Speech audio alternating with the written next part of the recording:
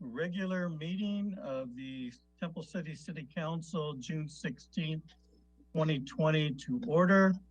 I'll say that pursuant to Section 3 of Executive Order N29-20 issued by Governor Newsom on March 17th, 2020, cities are allowed to hold city council meetings via teleconferencing. And so before we get started, I will remind those who are calling in that your microphone will be unmuted during public comment and when public comment is open during an agendized item discussion. You can also email your request to speak to cityclerk@templecity.us. Do that now and indicate on the subject line the item you wish to provide comment.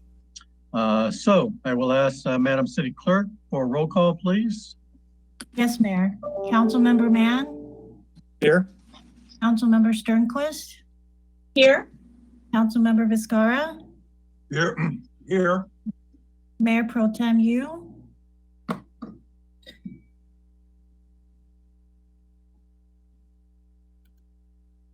Mayor Pro Tem.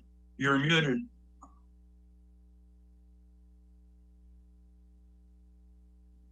I haven't heard from him.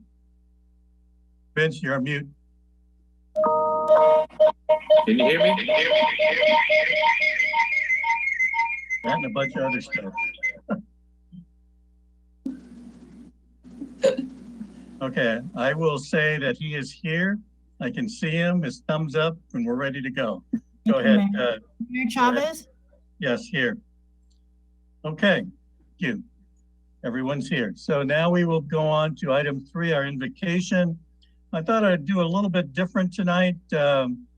You know, it seems that with everything that's been going on the last 3 months, we sometimes get caught up in the daily business of our days and the news that always comes up.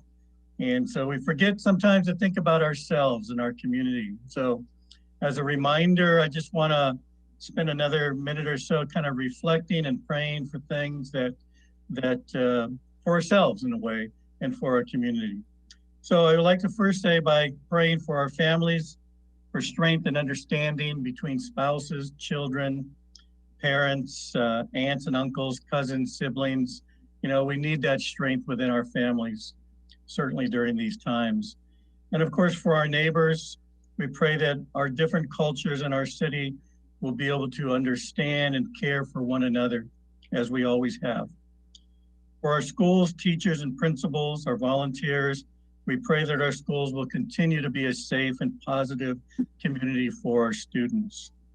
And for our churches, for guidance for our local pastors, that they will continue to be a welcoming place for congregants and a place to experience the body of Christ. For safety and peace, we pray for local enforcement and for the protection of all of our neighbors and to the first responders who put their lives on the line every day. And for local politicians and leaders, please give them the wisdom to make thoughtful decisions and listen to the voices of our community. For God, please give us the strength and opportunity to continue to flourish as a community. In your name, we ask this. Amen. Okay. Amen. Thank you. Amen. All right, we will now stand for our Pledge of Allegiance. We've got our flag up on the screen, so if everybody will please join me. Place your right hand over your heart. Ready, begin. I pledge allegiance to the flag To the flag Of the United States of America, to the republic for which it stands, one nation, under under God, God, indivisible, with liberty and justice for all. Right. Okay. All right, thank you. Okay, we will now move on to item number 5, ceremonial matters. We have none tonight. And now we will move on to item 6, our public comments on matters not listed on the agenda. City Council will now hear public comments regarding items not listed on the agenda. The procedure to address the City Council is highlighted on the agenda, and this section is limited to 30 minutes total. So I will begin by asking our city clerk if there are any email requests to speak at this time. Yes, Mayor, we have Ms. Peggy Miller Okay. Is On that an call. email? Is I'm that an sorry. email or on call? on call, and the caller's microphones have been unmuted. Okay, do we have any email requests? No email request. Okay, thank you. Okay, and so we now have one person on the line, Peggy Miller. Miss Miller, go ahead. Thank you, Mayor. With the recent defunding or possible defunding of the police department, I would like to ask our council to please consider any funding that becomes available or should become available to them to help with our mentally ill in our community with crisis intervention type programs, so that when and if something does occur, our mentally ill are not abused or treated inappropriately by our police department, but rather have the right type of agency that would come to their defense and help them. I know that this is down the line, but I'm asking you now because this is something recently coming up, and when and if that does happen, any type of funding, I'm asking my council members as well as my mayor to please consider that if there's any funding to help that to go towards our mentally ill in our community. Thank you. That's all I have to say. Thank you, Miss Miller, for those comments. Do we have anybody else on the line that wishes to comment at this time? Okay, hearing none. Oh, go ahead. Hi, this is Captain Flores. How are you? Oh, good, good. Good. So I appreciate the last call. Oh, how are you? So I just want to have people rest assured that Sheriff's Department does, in fact, train on de-escalation and intervention communication, tactical communication regarding the mentally ill and a lot of different variety of topics. So, in fact, the first week of the academy, our recruits are taught respect-based leadership, which goes into a lot of different topics, not just mentally ill, but also racial bias. We have a lecture from the LGBT community, religious issues, and things like that. And then we have also partnered with the Museum of Tolerance in downtown LA. And if you go to the Museum of Tolerance website, under Tools for Tolerance for Law Enforcement, it will give more information regarding our partnership and some of the training we've received. We have quite a bit of training regarding de-escalation. And we also have a mental evaluation team on the Sheriff's Department, where when we have mental calls regarding the mentally ill, we do have partnered with a psychologist and mental health workers that go alongside our deputies. So we have addressed that, and I just wanted to clarify that for the public. Okay. Thank you, Captain Flores. Appreciate those comments. Anyone else on the line that wishes to comment at this time? Yes, this is Becky Chang with Congressmember Judy Chu. I wanted to inform the council and the public that this Friday, the Congressman will be hosting a Facebook Live event in regards to the 2020. And it will be Facebook Live, so please visit his website. This Friday, June 19th at 1:30 p.m. Okay, well, thank you, Becky, for that information. We appreciate it, and nice to hear your voice again. We haven't heard you Good to hear. Thank you. Yes, thank you. I will also forward this to the city clerk as well. Thank you. Perfect. Thank you very much. Thank you. Say hi. Say hi to the Congresswoman for us, please. I will. Thank you so much. Okay. I appreciate that. You. Okay. Do we have anybody else that wishes to speak at this time? Okay, hearing none, I will close public comments, and we will now move on to the consent calendar. All consent calendar items may be approved in a single motion as recommended unless removed for further discussion. If members of the City Council or persons in the audience wish to discuss any matters listed on the consent calendar, please address them at this time. Okay, so first of all, I would like to please pull item D on the consent calendar. Item D like in dog, or the consent calendar. Is there anybody else that wishes to pull any items? If not, can we have a motion, please? Mayor Chavez, I'll move to approve all consent calendar items except D. Okay, thank you. Do we have a second? Second. Second. Okay, thank you. Councilmember Vizcarra, second. Could we get a roll call, please, Madam Clerk? Yes, Councilmember Mann, Yes.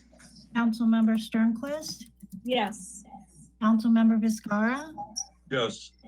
Mayor Pro Tem Yu. Yes. Mayor Chavez.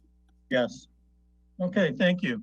I'll go ahead and start on this matter since, if you recall, I was the one that requested that this item, because of our concerns or my concerns for the demands that may be placed on our city's public safety forces due to the COVID pandemic, as well as the recent instances of civil unrest. Unfortunately, as we have seen from our staff report, we do not have the power, apparently, to revoke the firework permits that we have already granted. And of course, the staff put together a very good report indicating what has happened in the past. So special concern is section 3-1-13,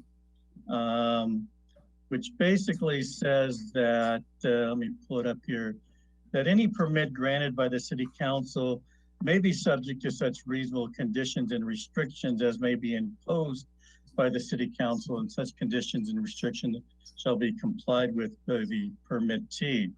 That's apparently the only language that we have in that section that may even address this type of issue. However, it's staff's recommendation, or at least interpretation, that this section has never been used to revoke permits in an emergency type situation. Of course, we've never seen such an emergency, I don't think, in any of our lifetimes. So it is sort of unique. So that's through no fault of anyone, I want to say. I am concerned, however, with a couple of things in the report, and that is that the way we have operated in the past is simply to allow these permits, or to approve the permits, and apparently we haven't in the past issued what are called paper permits.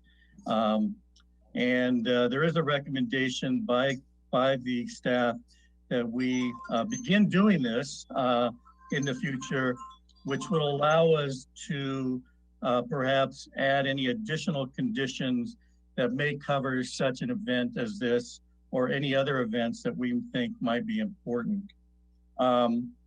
Also, another concern, of course, is that, as always, whenever you start changing things around, especially at the last moment, there's always that threat of legal action. And, I think that's something we always want to avoid as a city, especially as a city, and of course, for any of our groups that are going to be operating fireworks stands this July. And so I think it's time for us, even though there is a recommendation by staff to move forward. There doesn't appear anything that we can do at this time regarding this year's permits. However, I agree, I think, with the recommendation that we take another look at this and restructure the way these permits are handed out, so that if this issue comes back again, perhaps we can better address it. I think it's time for us to regain control of what we do when it comes to fireworks, rather than having that control perhaps by others. So with that, I will then make a motion to, yes. I'm sorry to interrupt. We do have a request from Jennifer Oberlin, who wished to speak regarding the fireworks. Okay. Okay, all right, so, Ms. Oberlin, go ahead. Actually, my request was from last meeting. I'm not for this meeting. I am listening to this meeting, but I don't have anything to say at the moment. Okay, thank you. Sorry. No problem at all. Thank you for joining the meeting. Okay, with that, then, unless there's anyone else that wishes to comment, I will go ahead and make a motion to approve item D on the consent calendar. Do we have a second? A second. Thank you. Madam Clerk, can we have roll call, please?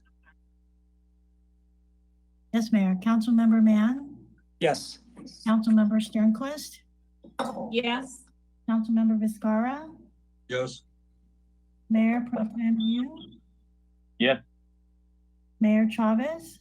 Yes. Okay, we will now move on to item number 8, our public hearing.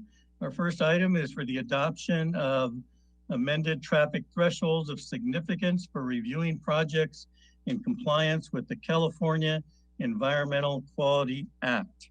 And I believe, Mr. City Manager, are you going to begin, or are we going to start with our Community Development Director? Mayor Chavez, I'll begin with a quick introduction and then turn it over to Interim Director Reimers. Before you tonight is nothing new. We've been going through a process over the last 3 years with a revised general plan, a specific plan that very much detailed out what steps we were taking in order to be compliant with state law and state guidelines related to both CEQA and traffic analysis in this process. This does not upend anything that you've done related to the entitlements or the land use elements related to the general plan or the specific plan. But Mr. Reimers will kind of go through a little bit of a background to refresh everybody's memory as to why we're at the place we're at now and what this does on a go forward basis. So with that, I'll give Mr. Reimers just a moment to set up his presentation and we'll be ready to go. Great, thank you. Sorry, I don't have the ability to share my screen right now. Take your time. Oh, there we go. Tonight, for some reason, we seem to be a little challenged. That's okay. We will get through it. Here we go. So I think everyone can see the presentation, yes? Yes. Perfect. Okay.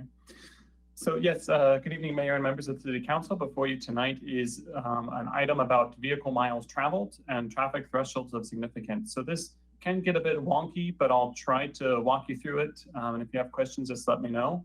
Also on the line is a consultant who's been helping us with this. The consultant team is called Fair and Peers, and the assistant who's been helping us her name is Jolene Hayes. So she'll be here to answer the more technical questions that I can't.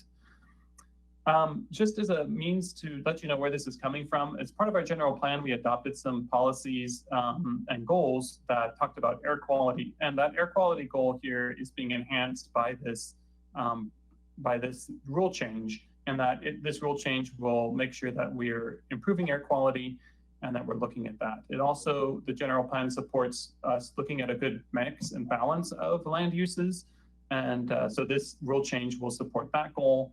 And then the general plan also talks about creating a sustainable transportation system. And so this rule change would also help support the goal of sustainable transportation. In summary, what you're being asked to change what's called a threshold of significance for CEQA. And again, CEQA is the California Environmental Quality Act. In the end, the state is now requiring us by July 1st to replace the level of service with vehicle miles traveled in CEQA. That we don't really have discretion about. What we do have discretion over are 6 points in related to vehicle miles traveled. And I'll go over with you what those different discretion points are. In the end, on each of those points, what staff is recommending is to follow state guidance so that we limit our future litigation risk, that we choose VMT metrics that promote economic investment in the city that still complies with the zoning code, and we study LOS outside of CEQA to address issues regarding traffic congestion. So CEQA, or the California Environmental Quality Act, in its most basic form, requires us to review the impact of a project on the natural environment. And a project's impacts have to either be mitigated or reduced, and they have to be disclosed. And that's really the purpose of CEQA, is to reduce the level of impacts and to disclose those impacts. There are 5 different levels of impact in CEQA. The first would be the project doesn't have any impact at all. There's no impact. It has an impact, but that impact is less than significant. 3, there is a significant impact, but with some mitigation measures or measures that help us reduce that impact, it would be less than significant. And lastly, you have a significant and unavoidable impact. And that's the point at which you do an environmental impact report. So that point when an impact becomes significant is what we're talking about tonight. And that is what's called the threshold of significance. So there's this image here. It shows you that there's no impact. And then as the impact increases, it gets to a less than significant impact. And then at some point that impact becomes significant. And that line between less than significant and significant is the threshold of significance. So all of this rule change is the result of a state law called SB 743. And the impetus of that law was an installation of a bicycle lane in which planners and policymakers started to scratch their head when a jurisdiction had to do an environmental impact report in order to install a bicycle lane. And I said, well, a bicycle lane should improve the environment. That should be a good thing. It should reduce air quality impacts, but it didn't in this case, and so they had to do an EIR. And what SB 743 really is trying to say is that traffic congestion in and of itself is not an impact on the natural environment. It may be something you want to study, and you can study it. It may have an impact, traffic congestion, on air quality, and it will be resolved in the air quality section of the environmental analysis. So what the state says is, let's get rid of level of service under CEQA, move away from this idea of studying automobile delay as an impact in CEQA, and instead use a new tool or a new metric called vehicle miles traveled. And that looks at all the trips that are occurring and the length of the trips. And the goal is to either reduce the number of trips or reduce the length of those trips. And the benefit of that is that it reduces air quality impacts and it reduces greenhouse gas emissions. Now, the important thing to note is that the state says you can still study level of service. You can still look at that. It's just going to occur outside of CEQA. It'll be in the entitlement process. Your commissions and councils can talk about it. They can condition it. It's just not going to be a part of CEQA anymore. So there are 6 different discussion points that we've pulled out that you have some discretion on. And I'm going to call I'll have a slide for each of those different discussion points. The first one is under this, what's the rule change that staff is proposing is that you'd be able to screen out local serving projects. So local serving projects will not have to go through the CEQA VMT analysis. And the idea here is that if you had a large suburban area with no commercial businesses, and all of a sudden you plunked down a convenience store in the middle of it, people wouldn't have to drive all the way to another city. They can now take a shorter trip. And so these local serving businesses end up reducing vehicle miles traveled. And so our recommendation here is to adopt the list that the Office of Planning and Research has suggested, and that will help us reduce any future litigation risk. And on this slide are some examples of what local serving projects might be. It would be a retail business, less than 50,000 square feet, a local park, some schools, daycare center, churches, basically any project that generates less than 110 daily trips would be something that would be screened out from doing this VMT study. Another discretion point for you is screening out low VMT areas. So we're proposing to follow the state guidance here as well, and that is to screen out projects that are in low VMT areas. So these are areas that already have a very good mix of uses. They already have short trips. They already have trips that are being bundled.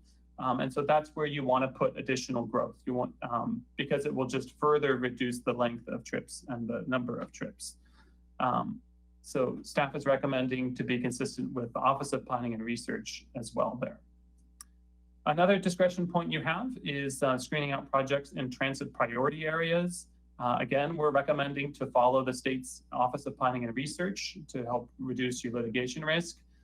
A TPA, or a transit priority area, is an area within a half-mile of a transit stop or a transit station that has 15-minute headways during peak commute hours. And I have the next slide is a map of what those look like. Right now, there are no TPAs in Temple City, but it's possible that as transit service changes or increases, that some of these TPAs could move into Temple City. So in this map here, you would see on the north side of the slide, there's an orange kind of blob off of Huntington Drive. That's one TPA. And there's an orange blob to the south, probably the El Monte Transit Station. Those areas, right now, Temple City isn't affected by this, but we should address it in case transit service changes. The fourth area where you have discretion is whether you want to screen out affordable housing projects. Again, we're recommending that you be consistent with the State Office of Planning and Research. This helps promote affordable housing, so it doesn't have to go through the VMT analysis. And that's some part of the idea here is that people who are middle and lower income families, they'll be tend to be more likely to use transit options, active transportation, which means bicycling and walking. Now, when you're studying VMT, if a project is not screened out in one of those 4 different areas I talked about previously, we would then do a full VMT analysis. And in order to do that, we have to set what is the baseline VMT. So the baseline VMT would compare the project's VMT to a baseline.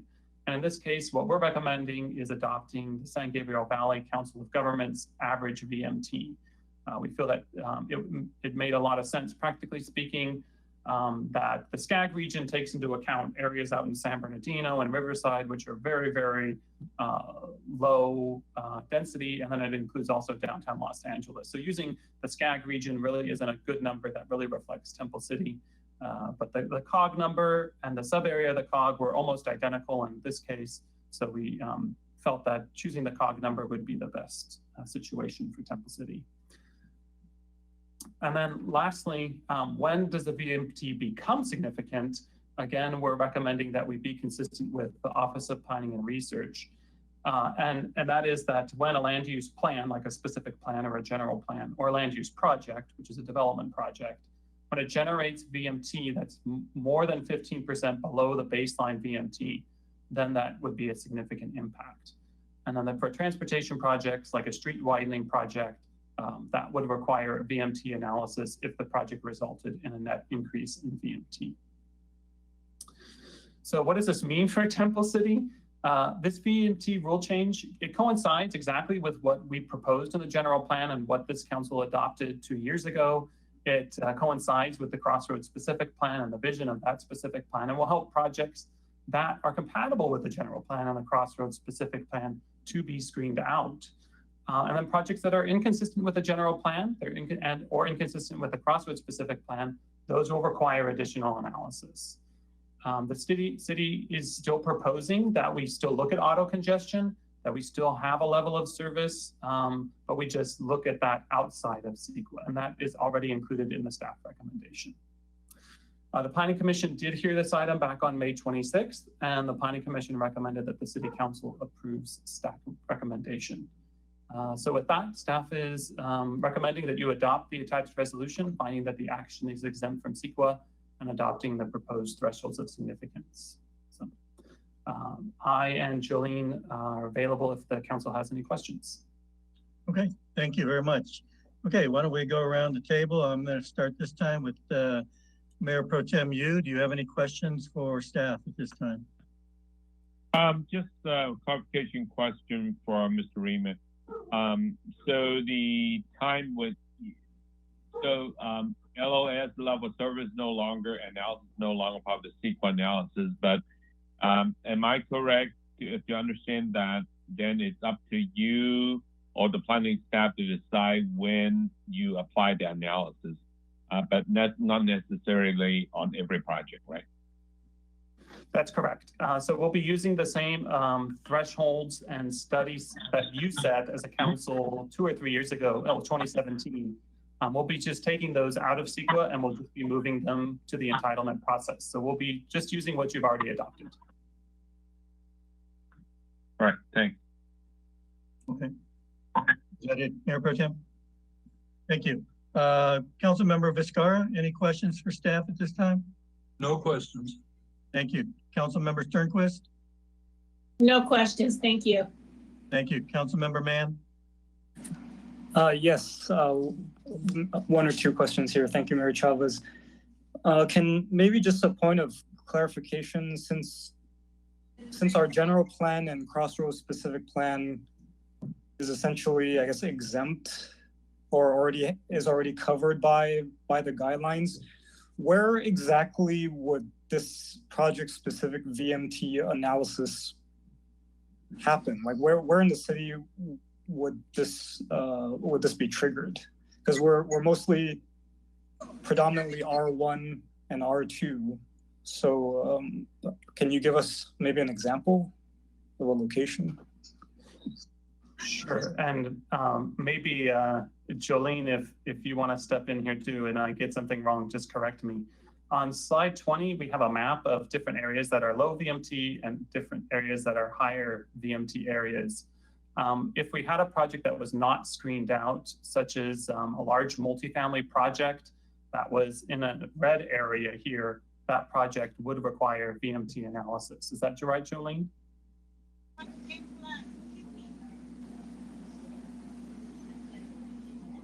Unfortunately, we can't hear you, Jolene.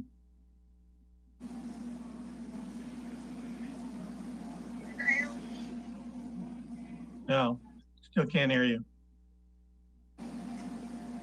Maybe try, are you calling in or are you on video? I can't see.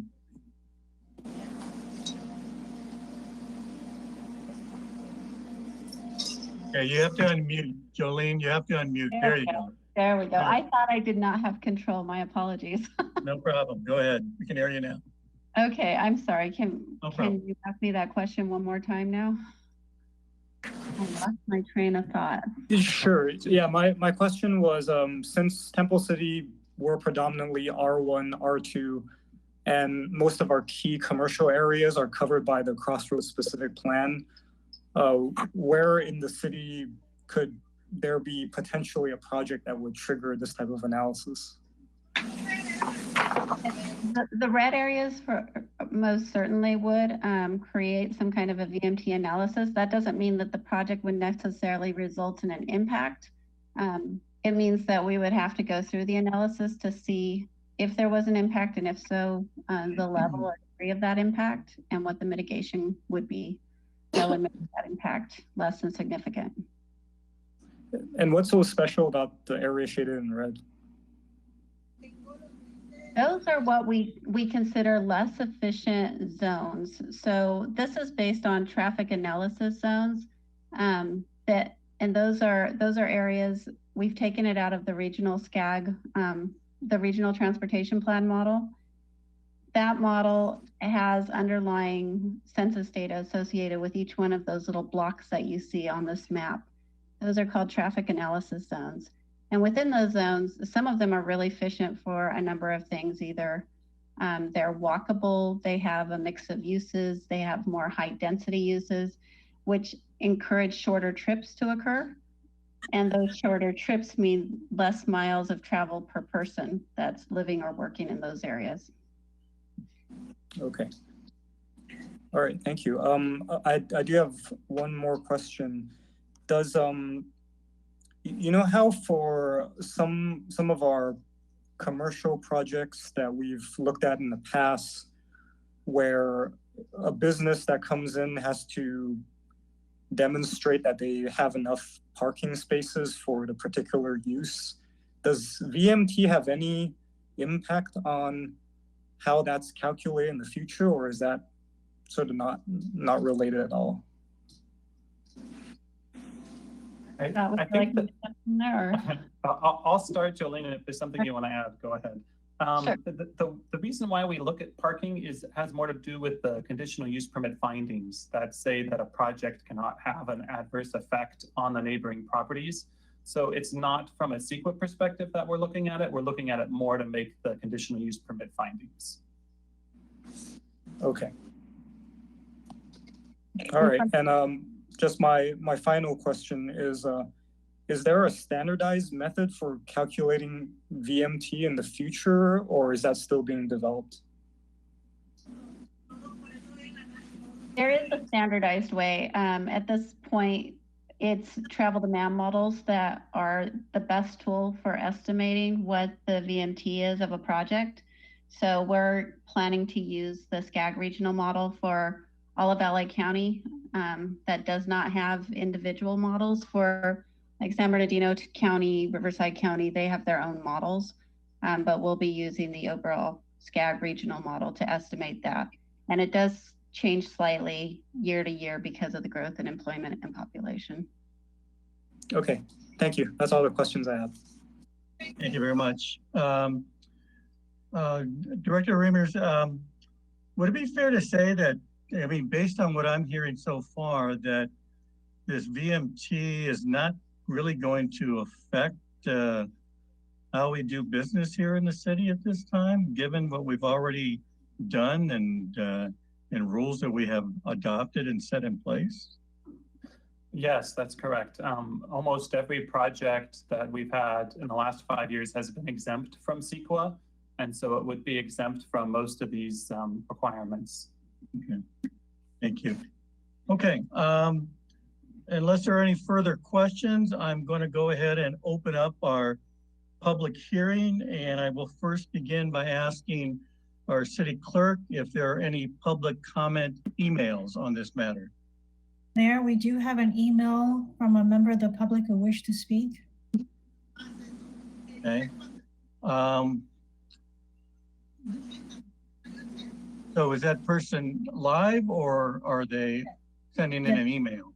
There are no public comments. Okay. Just an email request to speak live. Okay, so, all right. So I just want to get out of the way of any public comment emails first. So there are none. And so then I will ask you to unmute the microphones, and we'll go ahead and take comments from the public at this time. I would ask that when you do speak, that you announce your name and any position or affiliate you may be with, and keep in mind that there is a 3-minute speaker time period on these as well. So do we have anybody on the line who wishes to speak at this time? Jeff Montahano, CEO of BIA. Okay, and spell your last name, Jeff.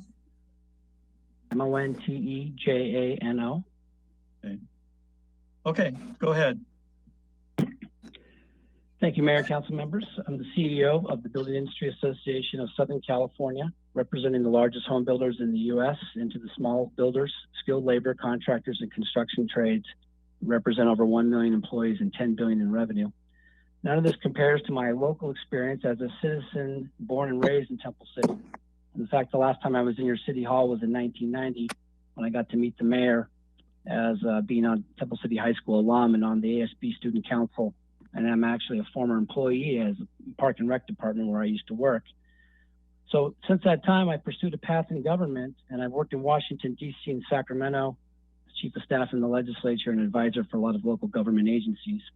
I've never spoken at a council meeting, but this issue of VMT is too important. And one thing, the red that you've talked about in your mapping was done by SCAG, and SCAG has asked for a VMT delay. So I need you to take a moment to think about that. We support this VMT implementation from Temple City, and we appreciate the city manager's rapid response to our request. I believe that our issue, though, is separate. The state of California is in an emergency regarding the health pandemic, on not just a health pandemic, but on racial issues. VMT perpetuates that. It perpetuates those problems. And so for now, we've asked the San Gabriel COG to take this issue up, like the other COGs that have supported the VMT delay, as well as San Bernardino County, Riverside County, and it looks like Kathleen Barger is going to take this issue up as well. We are not asking to stop anything. We're not asking to stop any type of funding. We are asking for the cities, which now Duarte and Alhambra and your neighboring cities have taken up, along with Long Beach tonight has approved, for a delay. It is a delay because VMT has several problems. The presentations that you have seen is before COVID, and there's a racial discriminatory lawsuit that has been filed on VMT, fails to address COVID, and it fails to address telecommuting. So it penalizes commuters. from people like Temple City, they have to commute to high density areas to find those jobs. But you guys did not create this problem, Sacramento did, and we're not asking you to fix this problem.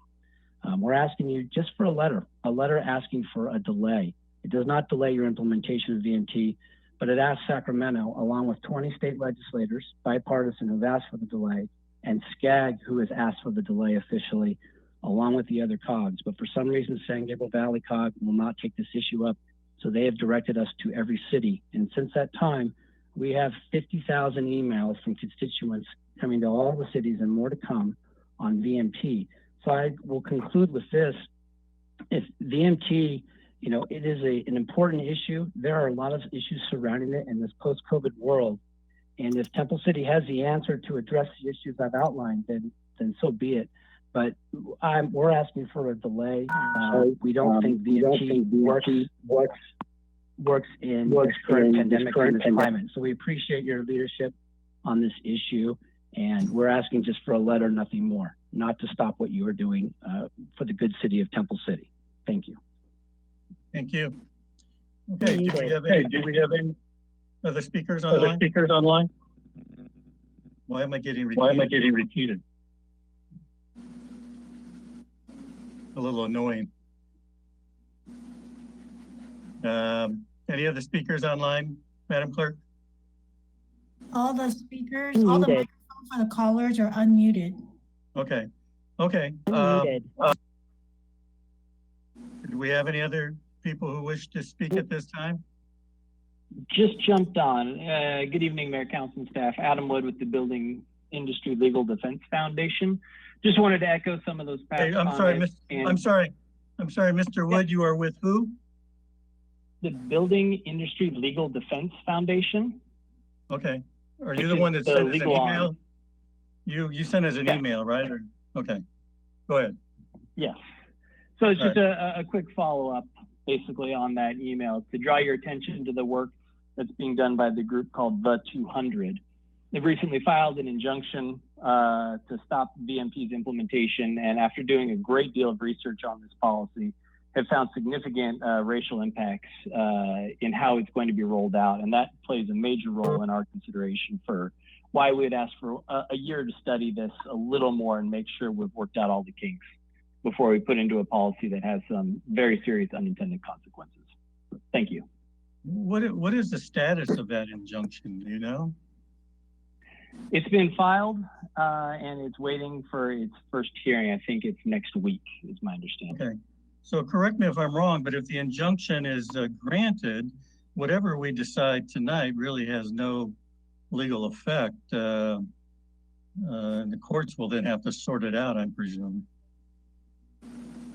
Yeah, of course. It depends on how it becomes implemented, and then there's a decision where you can implement VMT prior to it's are you required to on July 1st have the policy in effect.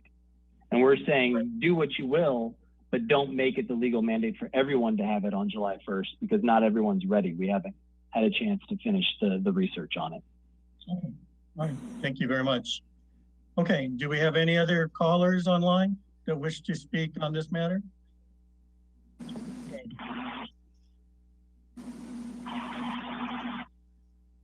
Okay, I'm hearing some static, so I'm not sure if somebody's trying to get on or not. I'll go ahead and announce one more time. If there's anybody that's online and you wish to speak on item number 8, please go ahead and go forward at this time. Okay. Hearing none, I will close the public hearing, and I will now move on to any last council questions or comments. And I'll go ahead and begin this time with Council Member Mann. I don't really have too much to say during discussion. I mean, my understanding is this was legislation dated back in 2013. So it's 7 years coming. Our general plan and specific plan update anticipated it. Seems like all of that, a lot of research had already been done to leading up to this moment. I mean, the comments we got from the two callers, I didn't really get any specific information as to what they mean by the alleged racial disparities that they were talking about. And I guess it would have been more helpful if they could actually be more specific about that, how that impacts Temple City and specifically, instead of maybe these broad generalizations, because perhaps a situation that applies in one certain neighborhood or community does not necessarily apply to us. So I actually don't really see any reason why not to move forward with it. On a more technical note, I think in the past when we've discussed projects with respect to the use of level of service in looking at traffic analysis, I've always expressed sort of concerns about focusing so much on just traffic capacity to analyze traffic impacts. So from my standpoint, and I think all the staff reports and the entire general plan process has shown that VMT seems to just make more sense when it comes down to it. So I would be in favor and support the recommendations that staff has in the staff report. Thank you.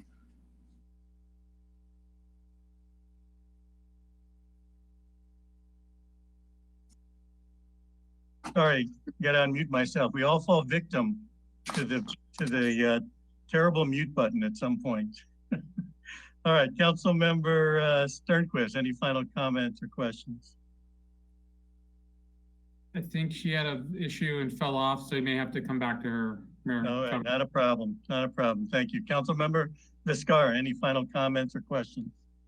No, not really. I agree with Council Member Mann, and I thought it odd that the impact on minorities, as they stated them, was even brought up without any real background or justification. So, no, I support it. Okay, thank you. Mayor Pro Tem, you? Can't hear you, Vince.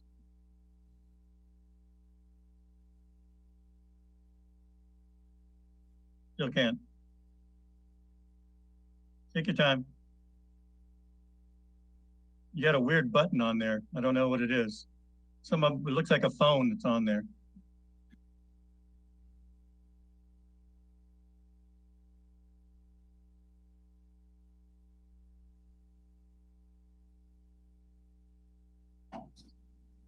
Sounds like something was.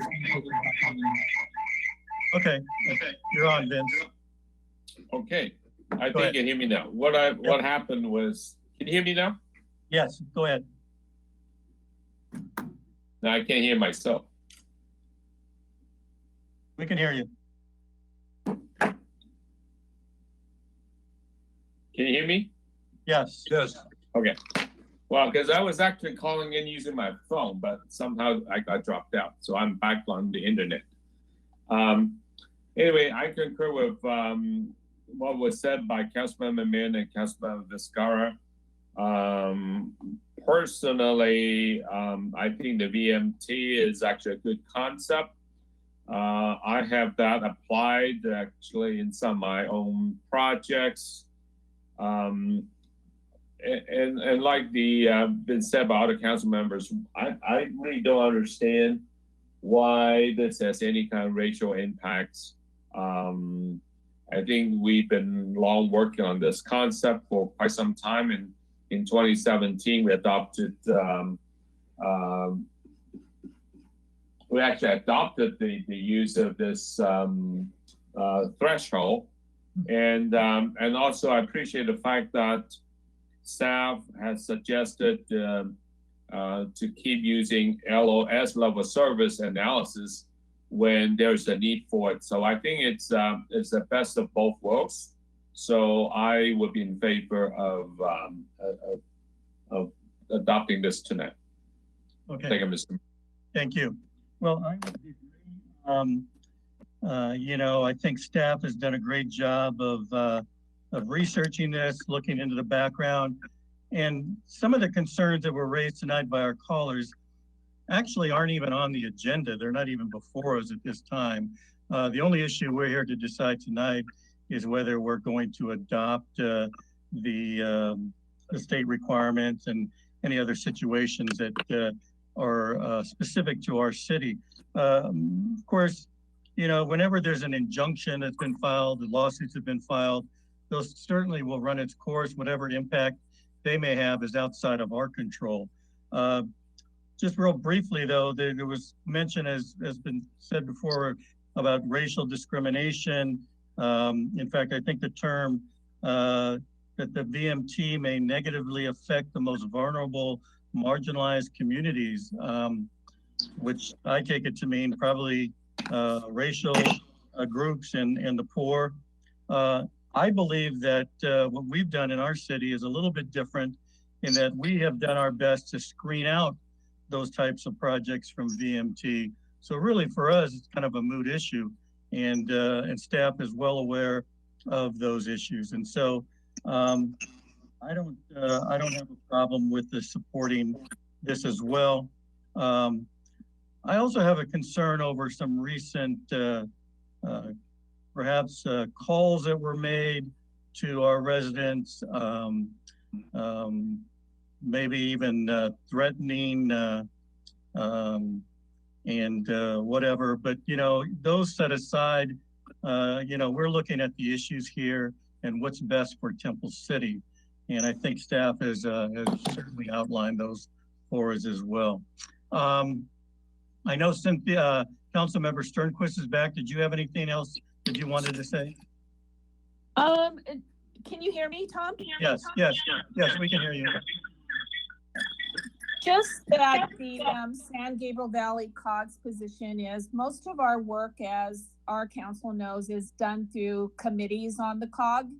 And this was taken up by our city manager's TAC, and their recommendation was that each city manager come back, have a discussion with their councils, looking at their staff reports, and each city would have the ability to, you know, either send a letter of support, not send a letter of support, and let things run its course as you suggested, Tom. I do know that I did see the letter that came from SCAG, and I serve on the transportation committee, and it's a bit unusual that since we also have committees at SCAG, that in talking to many of the elected officials in the San Gabriel Valley COG, none of them were aware that the letter was even being prepared or it had been discussed. And also, I believe the letter was dated June 10th, and it has the signature of our past president on SCAG. And I was quite surprised that it was, you know, why it didn't have the signature of the new president of SCAG. And I didn't know if that was a time issue. I haven't gotten a response back, but I just wanted to share that with the council. Thank you. Okay, anything else at this time? Okay, if not, I will entertain a motion at this point. Mayor Chavez, I'll move that we adopt resolution number 20-5477 as noted in the staff report. Okay, we have a second. Okay, we have a motion and we have a second by Councilmember Vizcarra. Madam Clerk, roll call, please.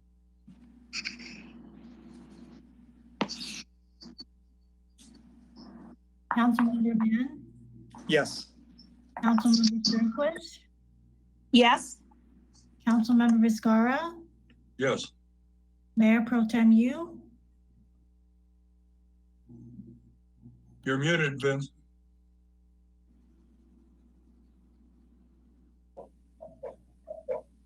Yes.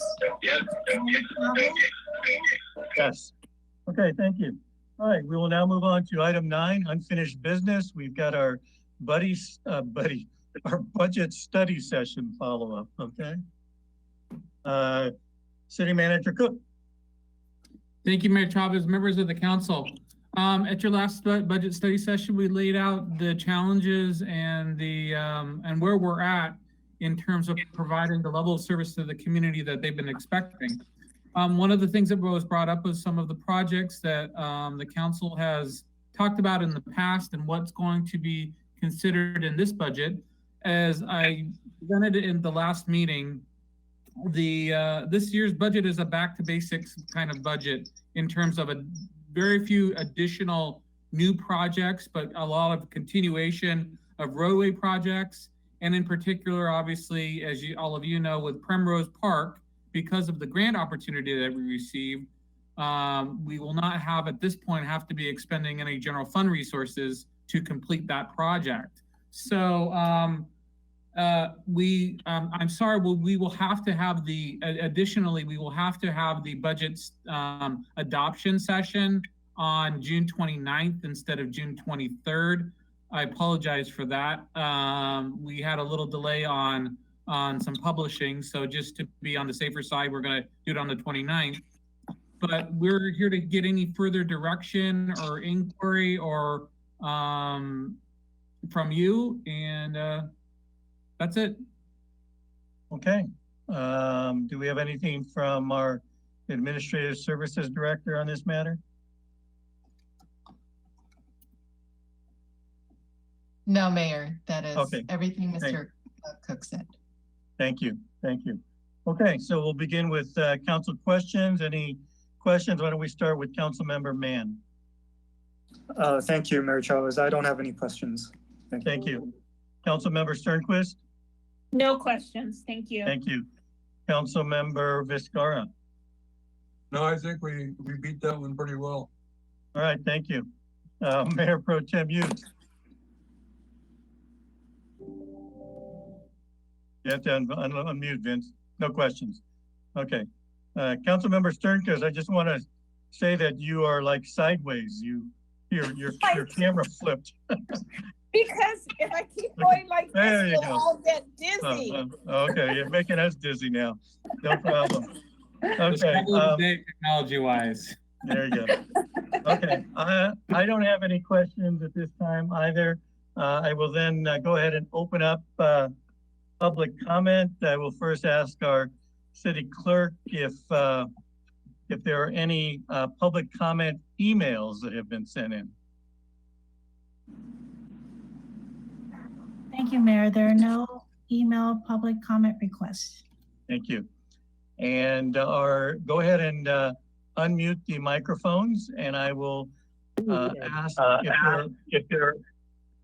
I'm getting that somehow I get that feedback, but are there any comments, verbal comments from the public? Hearing none. Close public comment. And I will then open it up for any final council questions and or comments. Councilmember Mann.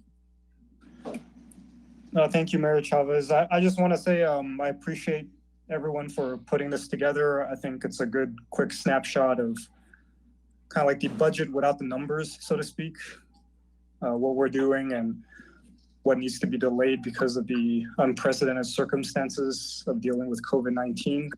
And I think Mr. City Manager Cook put it pretty concisely and comprehensively in his initial presentation. So I'll look forward to our next budget study session. Thank you.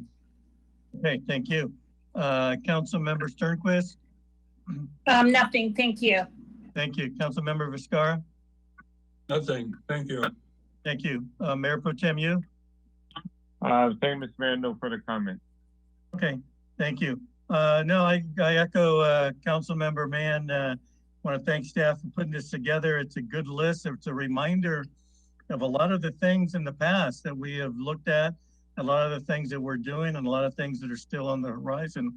Only thing I would add is it would be nice, I think, to get into the habit maybe of taking a look at this list. We were doing this before, and I think we need to get back to it so that we can keep on top of these things, and I think that would be a good governance. So thank you for doing that and putting that together. So let's see, I don't think we need a motion. Is this a sort of a receive and file? or if there was further direction. So I've gotten the direction from the council just to, we can continue on, and we'll have our potential proposed adoption on the 29th. Perfect. Okay, then that'll be the order. So we will now move on to item B under unfinished business, and that's to establish new community development block grant programs from funds resulting from the Coronavirus Aid, Relief, and Economic Security Act, and reallocating CDBG funds designated for fiscal year 2020-2021. So go ahead and City Manager Cook, it's all yours. Thank you, Mayor Chavez and members of the council. Before you today is really a complete package, as the council had asked for about a month ago, to be prepared for the council to consider two programs, one of which is a rental assistance program and the other is a small business grant program. We are ready. The attachments show that we'll be ready to go. Depending on the council's direction tonight, we'll be ready to go by the end of this week to present this program to the public and be ready to look at delivering those funds by the end of July, hopefully. So you have what is a complete package with both guidelines of where we're going and where we were proposed to go based on what we heard from council direction and discussion prior, and also the intent and the guidelines that are required from both HUD and the LA CDA, who is the administrator of HUD funding for non-entitlement cities like Temple City. So with that, Mr. Gulick, and also too, there's a lot, this will be a very much of a team approach. At management services, community development, will be working together because of the compressed timeline that we want to get the idea is to get these funds out the door and assisting people as quickly as possible.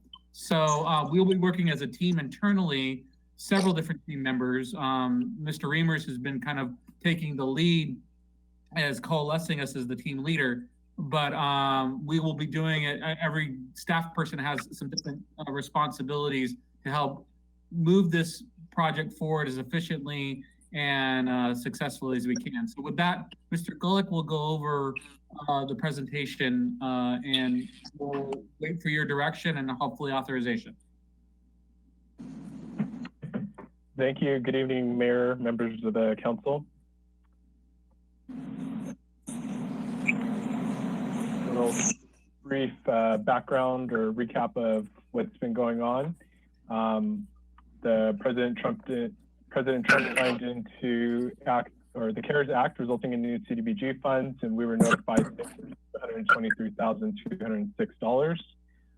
Those would be new CDBG funds to use on COVID-19 relief. Some questions that were brought up at the last meeting.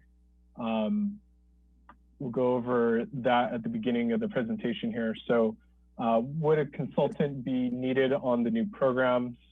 As Mr. Cook mentioned earlier, there are staff that have been identified to work on the programs. There are 3 staff members. However, there would be some technical assistance that staff members would be needed for the small business grant.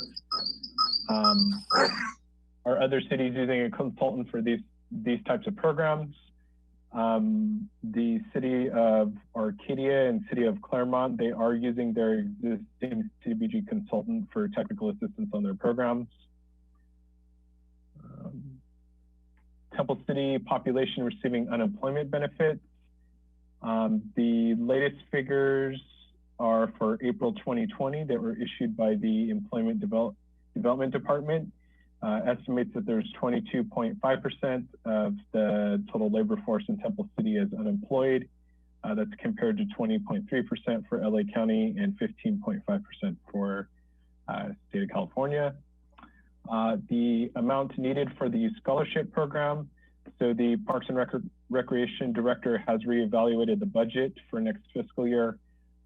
He has estimated that it would be approximately $8,000. However, the LACDA does have a minimum of $10,000 for each program, so we'd recommend that amount. Another question that the council members had was, how would you be doing outreach for the small business grants? We do have a plan where we are going to post some information on the city's website, do some social media outreach. We do have emails and mailing address for the business owners from the city's business license application. So we'll be sending that out, direct mail and as well as email, in addition to press releases and working with the Chamber of Commerce.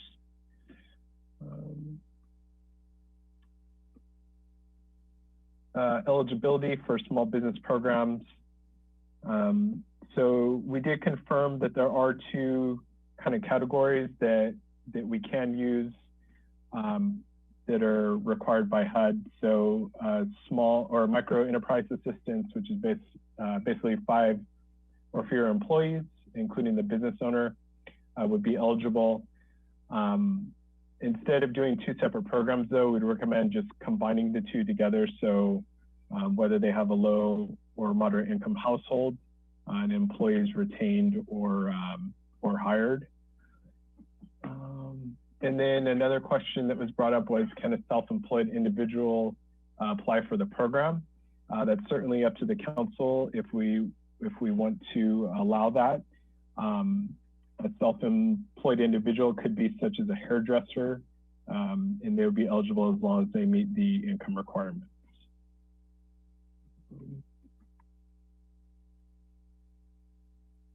So we did look at the budget again. So the budget has increased a little bit from the previous presentation. So we're looking at a total budget of $539,600 that would be available for the 2 programs. The temporary residential rental assistance, just showing you what a kind of 50% split of that total budget that would be available. 3 months of assistance at $1,000 would be 89 households that would be assisted. We anticipate that we could start getting checks out to the landlords as early as the middle of July. And then again, that program would be administered and facilitated by city staff. The small business program, we'd still keep it at 25 or less employees, including the business owner, or the business owner or one of the employees would need to reside in a low or moderate income household. The eligible businesses could receive a grant up to $10,000. So with that budget, and we did include some consulting costs, which we estimate could be approximately 5% of the budget, would be $13,000. So we estimate the number of businesses could be 25 businesses could be assisted. Staff has created a kind of tiered assistance. So we would try to assist the first tier, restaurants, dessert shops, bakeries, and the like, and then move on to the ground floor retail uses if funds are still available. And then after that, go to other ground floor commercial uses with the storefronts. And then finally, any other commercial or industrial uses. One question that we did want to request guidance from the council is, should businesses that have or will receive government assistance, such as the payroll protection, be eligible for the program? Other cities, such as the city of Claremont, they made it a priority to assist businesses that have not received any assistance yet from government. So that will be something that we will request direction on. And staff would facilitate and administer the program. We would need some technical assistance just to make sure that we're in compliance with the HUD regulations. And again, we estimate that budget to be approximately 5%. And then we estimate that we could get assistance out to the business owners by the end of July. This is a chart. I believe this is the last attachment that shows just different percentages. We did it in increments of 10%. So the number of either households or businesses assisted. Look at that. And then staff is just shown or recommended kind of 50-50 split for the rental assistance and the small business grant. The youth scholarship is $10,000. There are two projects that the city is actually in contract with for the housing rehab program. There have been some delays and they won't be completed by the end of this fiscal year. So we would need to set aside funds for the next fiscal year to complete those projects. And with that, I'm available if any of the council members have any questions.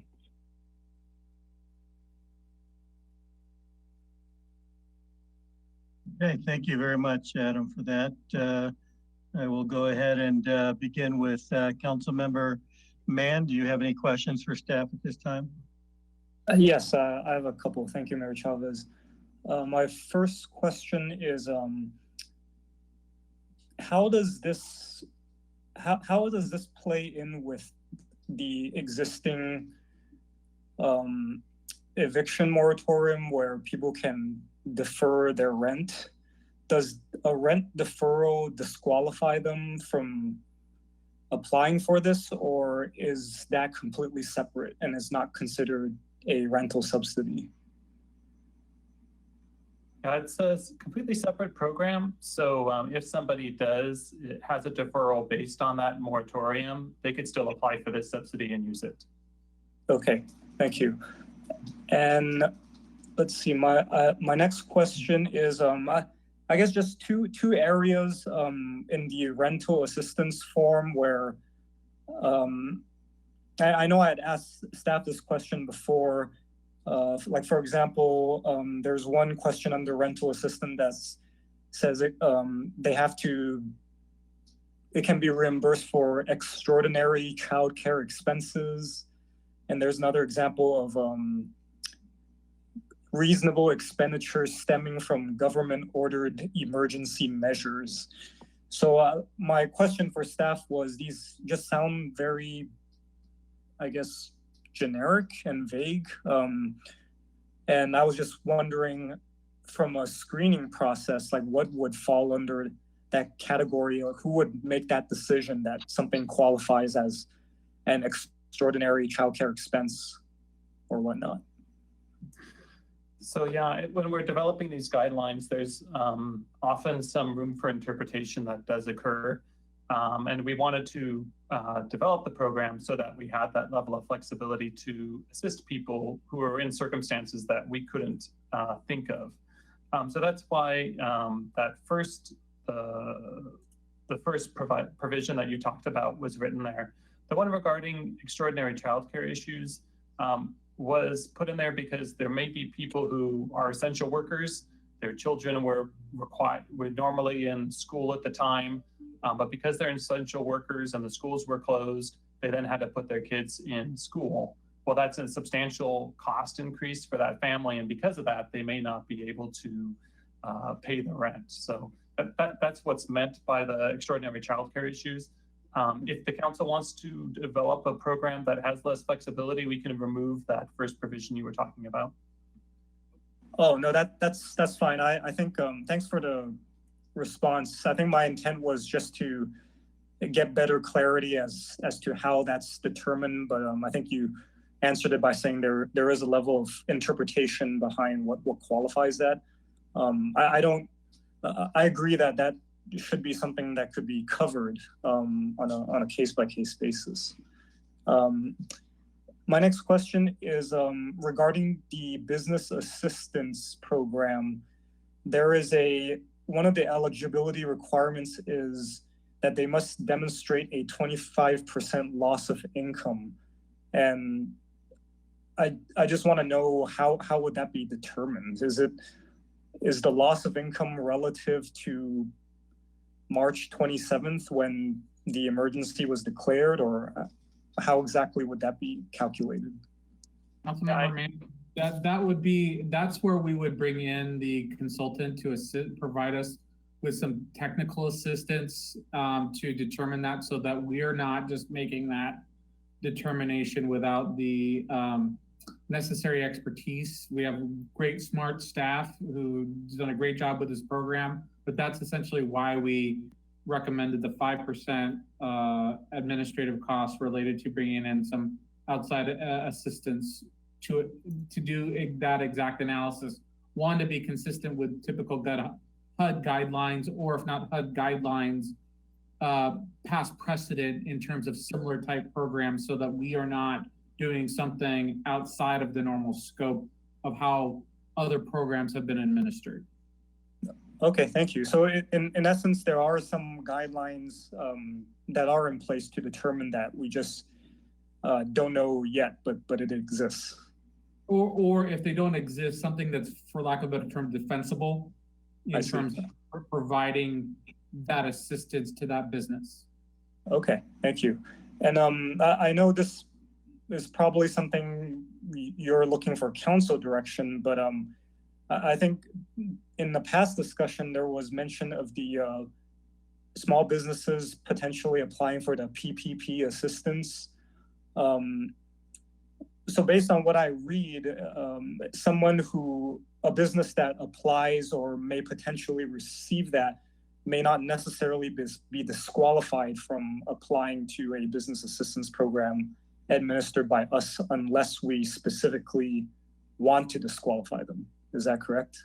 That is correct. And that's as Mr. Golick said earlier, that's some of the direction we're looking for. Are you looking, and we didn't feel comfortable with staff. We felt that was more of a policy question for the council to say, who are you serving in this case? Do you want to serve those businesses that have struggled with the prior relief programs and looking towards this as providing some of that gap relief, or is it just a broader, we want to help out anybody who needs that additional help, regardless of where they've received any prior assistance? Okay, thank you. And my last question is for the eligibility for the business assistance program requires that they retain an employee that meets the income threshold, or they themselves meet the income threshold.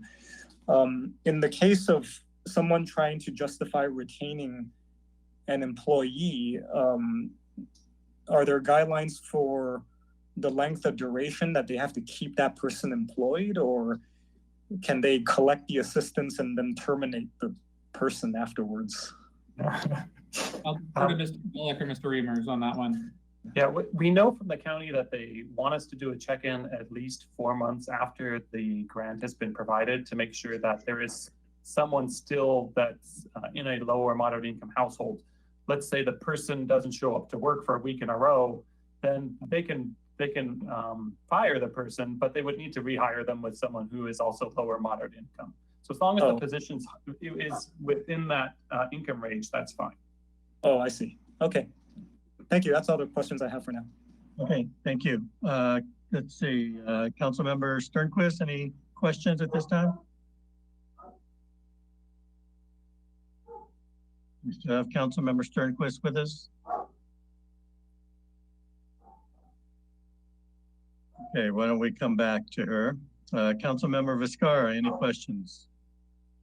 I was curious about one thing, and maybe it's just the term that's used. Why was ground floor retail specified? I'll let generally in terms of from a land use, if you look at our commercial sectors and others, the idea of seeing empty storefronts in our major commercial corridors, kind of creating that sense of possible economic stress that's happening. We wanted to help those businesses that create a vibrancy in the downtown or our major commercial areas. Mr. Reimers, or Mr. Golick, did you want to add anything to that? No, I think that's exactly right. Yeah. I would venture to guess the ground floor retail has a higher rent than other locations. That's another good point, sir. Okay. And why was 10,000 for scholarships specified? We did reach out to the Parks Department to find out how much they thought they would be needed for the park scholarships for next year. They felt by the time that the safer at home orders are lifted, that they felt that they would need around 8,000. Unfortunately, the LACDA says a program has to have at least 10,000. So we're recommending a 10,000 budget for that. Seems kind of paltry, but okay. That's it. Okay, thank you. Mayor Pro Tem, you, any questions? No questions. Thank you, Mr. Mayor. Okay. Did we get Councilmember Sternquist back on the line? I'm here, but all my questions have been answered. Thank you. Perfect. Thank you. Just a couple of quick questions. Do we have a sense of how many restaurants may qualify for this business assistance program? Since they are at the high end of the list, or they seem to have the most priority, depending on our decision tonight, that number of either whatever it may be, seems to me that will be eaten up quite quickly, and the rest of those on the list will never see the light of day on this program. Do we, how many, first of all, do we know how many restaurants we have in Temple City? Off the top of my head, sir, I'm not. I'd have to. Mr. Reimers, do you know off the top? I believe it's over 100. Okay, so that's fair. All right, so we've got over 100 restaurants, and at least again, there's been no decision made. At best, we're maybe looking at 25 of those 100 maybe qualifying, which leaves the rest of that priority list really not even getting in the game. Is that, am I understanding that correctly? Mr. Reimers can correct me if I was wrong on that number, but. Yes, that I don't know how many there are restaurants in town, but yes, the tiered system that we're proposing gives preference to restaurants. It's completely artificial tiering system. If the council wanted to adopt a different one, it would be completely within your discretion. Well, and I'm assuming, correct me if I'm wrong, that staff didn't just pull that out of a hat. I'm sure it's tied into the number of businesses we have, the types of businesses, and perhaps even the amount of income that we get from those businesses as well as tax dollars and everything else. So I know a lot of those kind of decisions go into that. Also, I just want to, Councilmember Mann had a point regarding the rental assistance.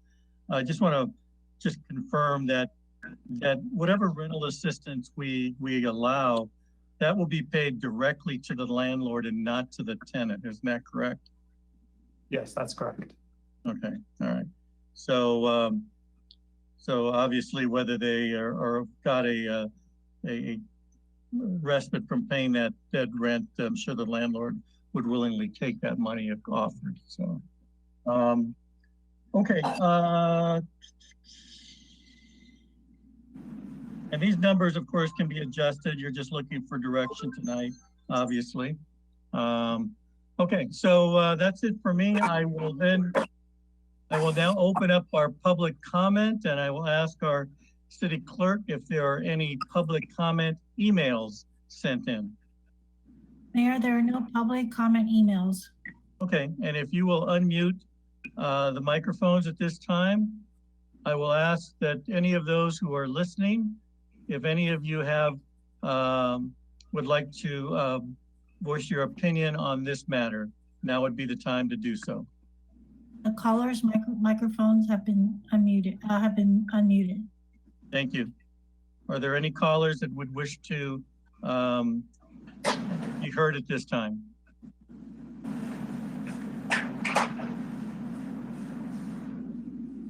Okay, hearing none, I will close public comment, and that will lead us next to any final council questions and/or comments. And I will begin with, why don't we begin with Mayor Pro Tem Yu this time?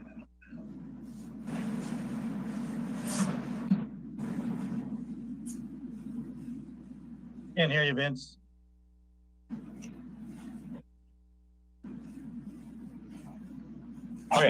Now you hear me, I think. Yeah. Gotcha. Sorry. All right. I think that I really appreciate staff and come back and following our instruction last time, coming back with the great details of both programs. Personally, I love both programs. However, I just don't know if it's spending 50-50 would do much good. I would much rather see the money spent on one program. I think it's more effective, a better use of staff time, so they really don't have to pay staff twice in some sense. So I would rather focus on the small business assistance program. So that kind of like Mr. Mayor, you pointed out before, for 25 businesses, that doesn't go very far in helping businesses. So I would support spending all the money on helping small businesses, because I think kind of like the Mr. City Manager had alluded to earlier, that's the more visible side of the business. I think by helping our businesses, it helps the vibrancy of the city. It just helps with employment in turn, and I think it would just help our city generate sales tax and all that. I think it goes to pay itself much better than I think just rental programs. Thank you, Mr. Mayor. Thank you, Vince. And just a follow up to that, do you have what's your position on the issue regarding assistance to businesses, whether or not they've gotten monies from other programs? How do you come down on that specific area? I think that's a bit too complicated to administer, so I would rather have our program stand on its own without considering other programs. So you would not. So in other words, you would not disqualify a business who has received funds, let's say through the PPP program. Correct. Okay, thank you. Okay, so I will now go on to Council Member Vizcarra. I really don't have any questions right now. Any comments one way or another, which way you're leaning? Anything you want to add to that? Yeah, I would probably focus on small business. Okay, thank you. All right, Council Member Sternquist, any final comments? Initially I thought I'd like to help the small businesses, and I mean, obviously I still would like to do that, but I do like helping with rental assistance also. I would suggest, or I think it might be best that if somebody did receive a what is it called? PPE also? PPP. Some type of other funding, that they would be secondary on any lists that we might look to for providing people with the grants. So I think they would be best served by moving down and allowing someone who didn't receive anything, if they were qualified and they were one of the type of businesses that Brian suggested that would, keep our downtown or our Camellia Square vibrant. My thoughts. Thank you. Councilmember Mann, final thoughts? Yeah, actually, some of the comments triggered one more question. Kind of alluding back to Mayor Pro Tem Yu's comment about the complexity of administering this. Does staff have any pulse on whether including this PPP consideration could potentially complicate the administrative process, or is that sort of like an unknown, or it really is not that big of a deal. Ask them. I think we can include a question in the application that asks the person whether they've received grants or funds from other organizations or from other government funds. I think part of the difficulty from our perspective will be, how do we ensure that we're getting an honest answer to that? In other words, I think that goes for all the questions you have. Yeah. Okay. Yeah, because I wasn't sure if it was just, we're just taking everything for their word on it, or there's actually a process where all of that gets verified somehow. So that's sort of why I'm asking. So I think I read somewhere, correct me if I'm wrong, that if they present false information, that would disqualify them from either, or they may have to pay those funds back. Did I remember seeing that somewhere, or that's something that we can actually make part of? Yes, we did. We have included that as part of what we saw some of the sample applications. But again, getting back to Mr. Reamer's point, we're still going on face value. To go back on that, is we'd have to find, and we'd have to spend some funds and activities to really work through that. Well, and I understand, I appreciate that, and that's always the problem whenever you have programs, and that is, you know, you are hoping, and I think most people out there will be honest. I think for the most part, you'll have occasionally those problems, but you know, that comes with the territory, and hopefully we'll be able to weed that out at some point. Okay, let's see. Mayor? Yes. Go ahead, Councilmember Vizcarra. Yeah, are you guys just talking about the small business assistance, or with the rental program also? No, we're talking about both. We're just getting a feel for what you believe, which way you may be leaning. Staff tonight is looking for direction as to, basically, we have a pie and how we're going to divide up that pie. And really, that's our policy decision tonight that we're going to be making. I think it would be helpful, I think, to focus on the last attachment that's up on our screen, the program options. I think staff did a very good job of giving us those options based on percentages. And the one that was in the report was basically a split the baby in half, which is a 50-50. And you can see on that graph who it's going to cost, who it's going to help. And then you can either go up or down that scale depending on your choice. And that's what we're going to be deciding tonight. So, okay. Let's see, where were we with Councilmember? Were we with Councilmember Mann? Were you finished? I'm sorry. No, that was just a question. I think with respect to where I stand, I think we should simplify the program. Like Mayor Pro Tem, you said, I would prefer that we focus on our small businesses at this time. I think there's a very apparent need that's out there, and I don't think we've had many chances to really be in this position where we can help them in such a direct way. So I would be in favor of that.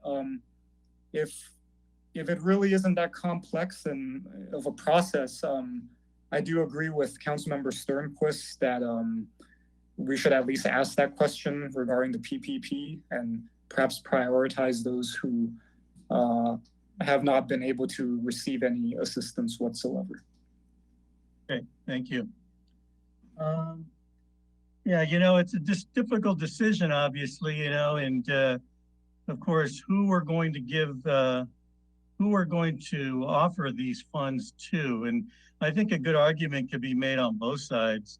And that is, you have renters, of course, who still in danger of losing their home or where they live, their families, where they live. And certainly these monies can certainly be helpful to that. But then again, of course, we have our businesses who are struggling out there as well and need assistance. And of course, that includes even rent for them as well. And so, you know, at first blush, you would say, and I think I was really of the mindset, well, let's see if we can just kind of come to some equitable decision. And I think that's what staff basically started with, and that is a 50-50 split. However, hearing council's comments tonight, I know that for me anyway, the small business assistance program has not, I mean, would help to generate not only funds for the small business businesses, but also help the community as well, as far as sales go and bringing tax dollars into the city. But again, that's not to say that the renters shouldn't get something as well. However, I would be in favor of disqualifying businesses who have obtained assistance from other agencies at this time and give more priority to those who have not.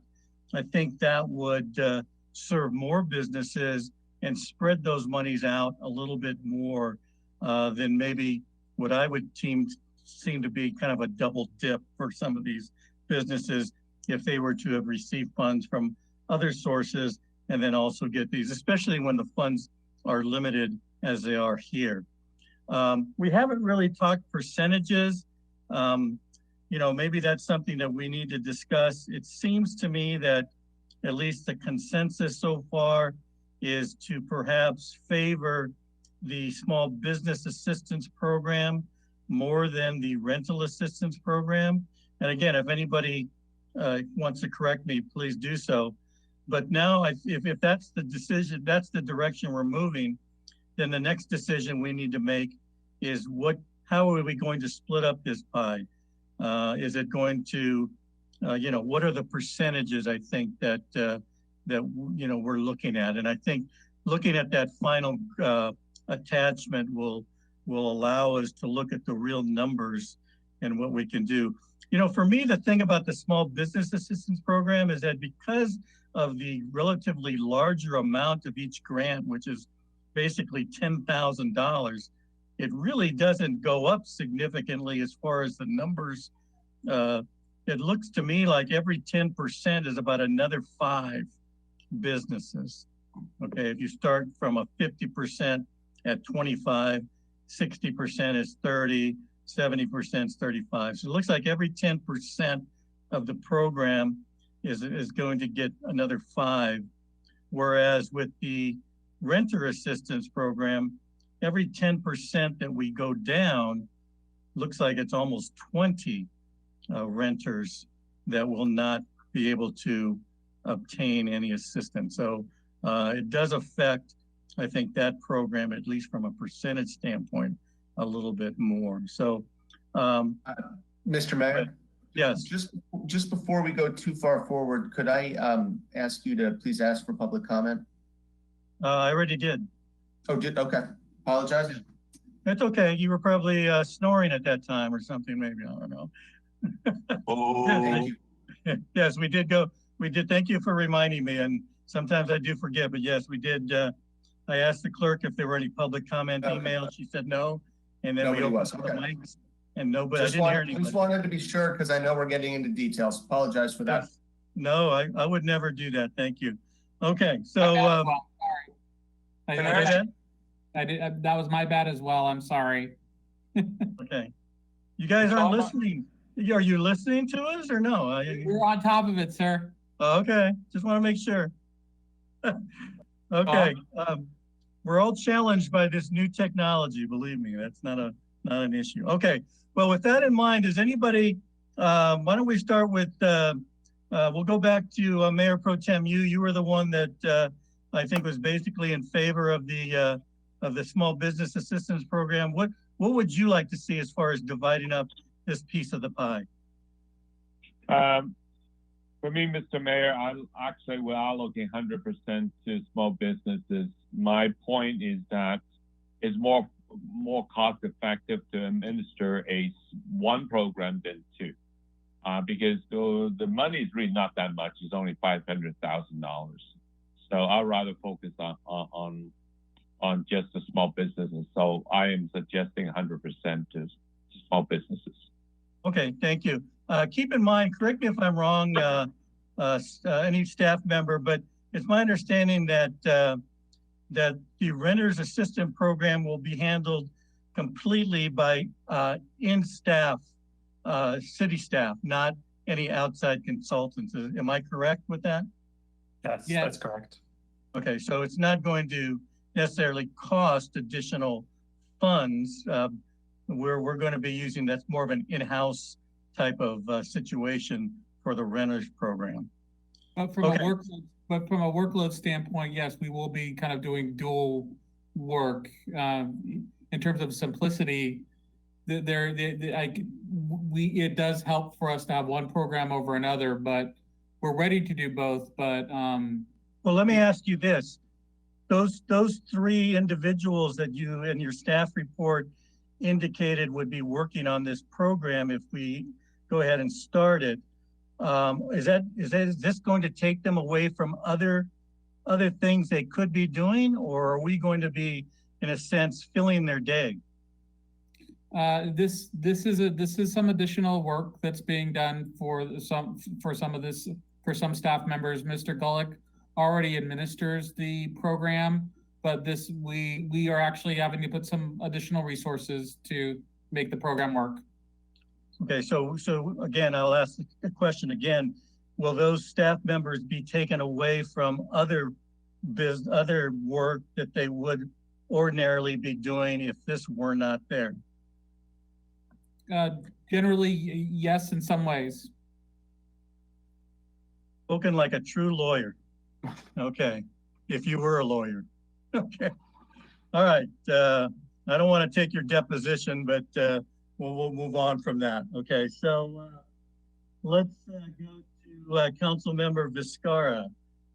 What's your thought process on this this division of this pie? It's a moving target. Yes, no question.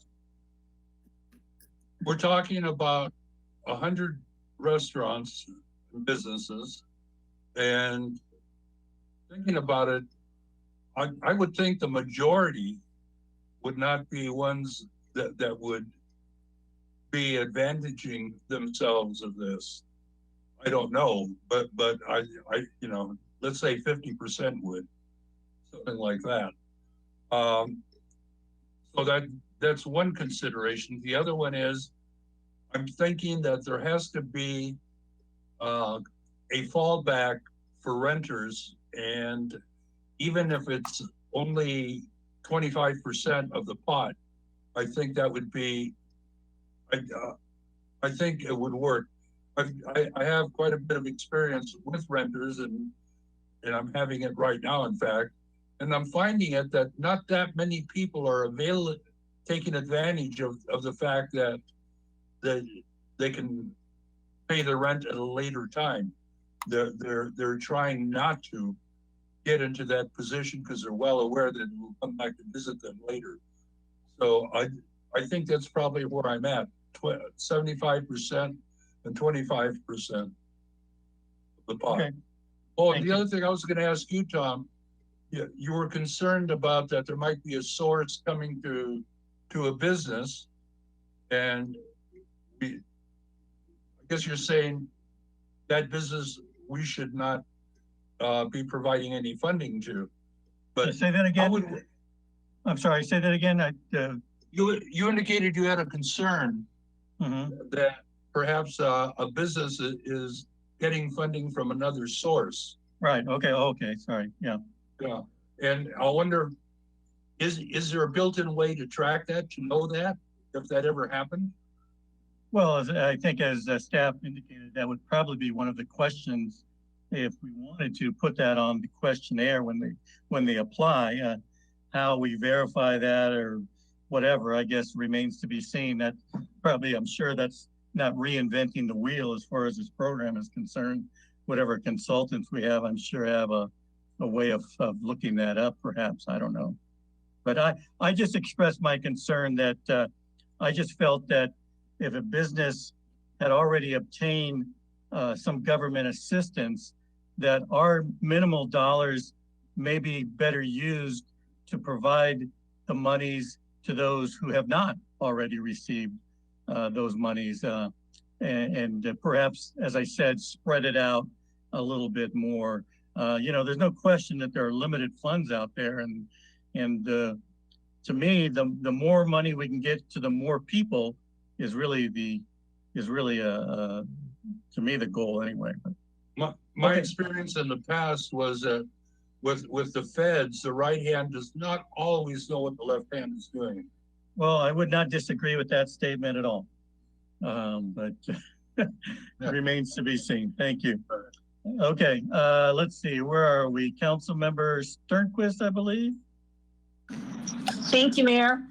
I don't know what the magic number combination is, but I'd be comfortable with a percentage, a smaller percentage, whatever that may be, going to rental assistance and the majority of it going to the small business loans. So if we can come to some number that we all agree on, that would be my preference.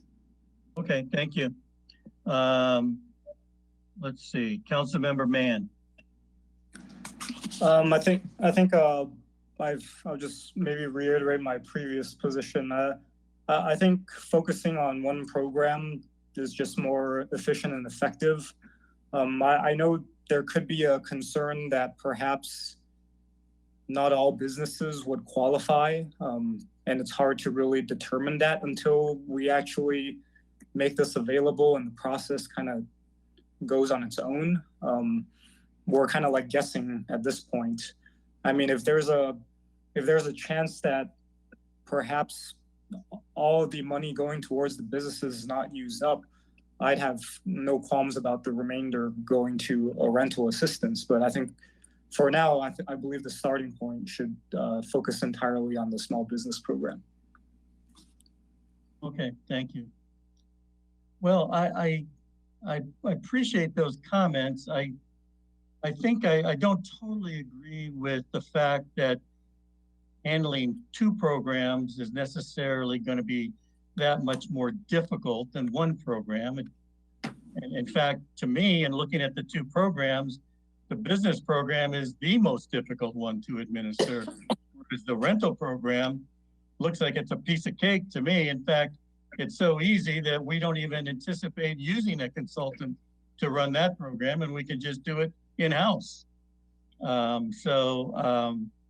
Again, that's why I was concerned and asked the questions of our city manager that if in fact running a rental assistance program is going to necessarily take any of our employees away from their, perhaps I guess you could say, regular duties, or perhaps cause them to have to work overtime or do things that they normally would not do, then I would probably have more of a reluctance, I guess, to throw that into their pot. But absent that, I don't see that those staff members will not be able to handle these things. I'm still of the mindset that it'd be nice to help those that need help. And unfortunately, you know, we've got two groups that really need help. We've got the renters out there that can't afford to pay their rent, and I'm sure the landlords who basically are in the business of leasing their properties and making money would certainly love to see something come their way. Go ahead. I'm sorry. Did you have something you wanted to say, Councilmember Sternquist? I'm sorry, I was calling my Greg. Oh, for a okay. minute. That's okay. I thought Sorry. you were calling for Mr. Murphy. No, I'm sorry, Greg. Not a problem. Okay. Okay. Well, and again, there is no magic number either. I don't know. So it sounds to me like we've got a couple of council members that are leaning towards just one program only. And you know, I'm ready to hear any other comments, any other concerns that anybody would have regarding, maybe we could do it this way. Is there anybody that has a feeling one way or another over maybe allocating to one program versus the other entirely? Let's look at it from that angle. I already know where Councilmember Mann and Mayor Pro Tem Houston. Council members Sternquist and Vizcarra, how do you feel about, and again, not saying which you would prefer, but allocating all the proceeds to one program entirely? Oh, any thought process? I'm not sure I know the question. Are you asking? The question would be, it's been brought up by two council members that they would prefer to see the monies we have available go to one program rather than having to administer both programs. And so I was just trying to feel out what other council members felt regarding that particular path, I guess you could say. Whether it should be 100% one way or another. I think Council Member Vizcarra, you indicated earlier that you would like to see perhaps maybe a 75-25 split. That's correct. All right, and so you're still with that, I guess, then, correct? I think I would prefer that, yeah. Okay. Council Member Sternquist, any thoughts on that?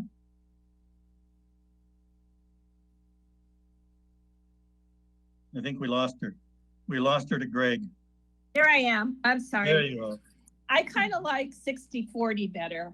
Okay. It's going to be a long night, I see. Okay, well, is there anything else that anybody would like to add? Any further comments at this time before we take a motion? Tom? Yes, go ahead. I don't know if this is helpful, but you know, I have 4 tenants in Temple City, and I have a couple that are in their 60s, a single gentleman in his 50s in the other house, and a young woman, probably just going to be 40, who unfortunately lost her husband about 4 months ago. He passed away suddenly. And then I have a young family in the front house. And every one of those tenants has been, even though I'm sure a few of them are struggling, especially the one who had lost her husband. And, you know, in talking to them, they are all so punctual with their rent and say they really would not think of, you know, not paying it unless it was just totally impossible. So I think with just having that variety of tenants in our city, that, you know, it's a wide range. I think it's important that there are really people that probably are not going to be able to, you know, pay their rent in 6 months from now, and, you know, are extremely worried. And I think it's possibly maybe those families that are maybe larger families that have children to feed that possibly could be a priority. I don't know. I'd hate to put one family over another, but whatever those parameters were. So I think it's just important. I think that the people that are living in our city truly love being residents here. And, you know, if we could keep some of those families that have been contributing, whether it's to our parks and rec programs or just being great residents in our city, and, you know, help those that just wouldn't be able to stay here. And I mean, I know mine probably struggle, but paying the rent is something that I think people are just, I don't want to say they're happy to pay the rent. I mean, I feel that they feel that's an obligation that is a priority in their lives. And I think being able to pay the rent makes people, you know, really feel good about providing for their family. So I know businesses are struggling, but the businesses, with assistance and as things come back, will recuperate. It might be longer, but I think hopefully the majority of them will, but I just don't know about families. And I mean, that's just my thought. I hope it gives a little bit of perspective about how much people really want to pay their rent. and will pay their rent if they and just won't, if they absolutely cannot do it. I don't think there's a majority of people out there that are looking at CV-19 as a way to get away with not paying their rent. So just my thoughts. Okay, well, thank you for those thoughts. You know, if I may. Go ahead, Councilmember Viscara. I would echo what Councilmember Sternquist said. Since this whole thing started, I have only had, and I've got more tenants, I guess. I've had one single woman who couldn't pay 1 month, so she paid half. And now she's gone back to paying everything. Other than that, nobody has stopped paying the rent. So that's my little universe that I've observed.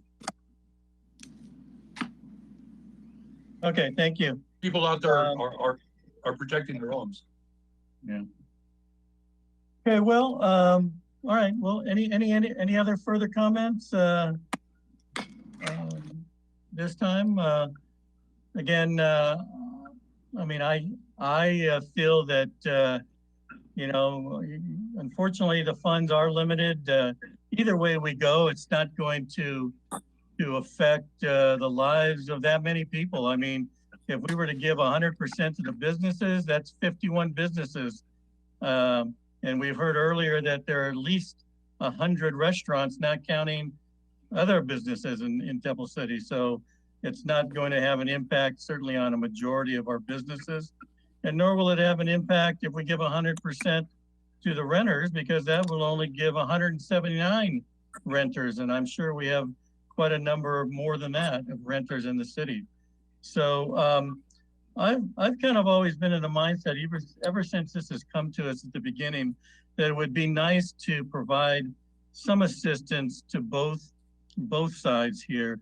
And so I'm not really prepared at this point to say, let's give 100% to one or the other.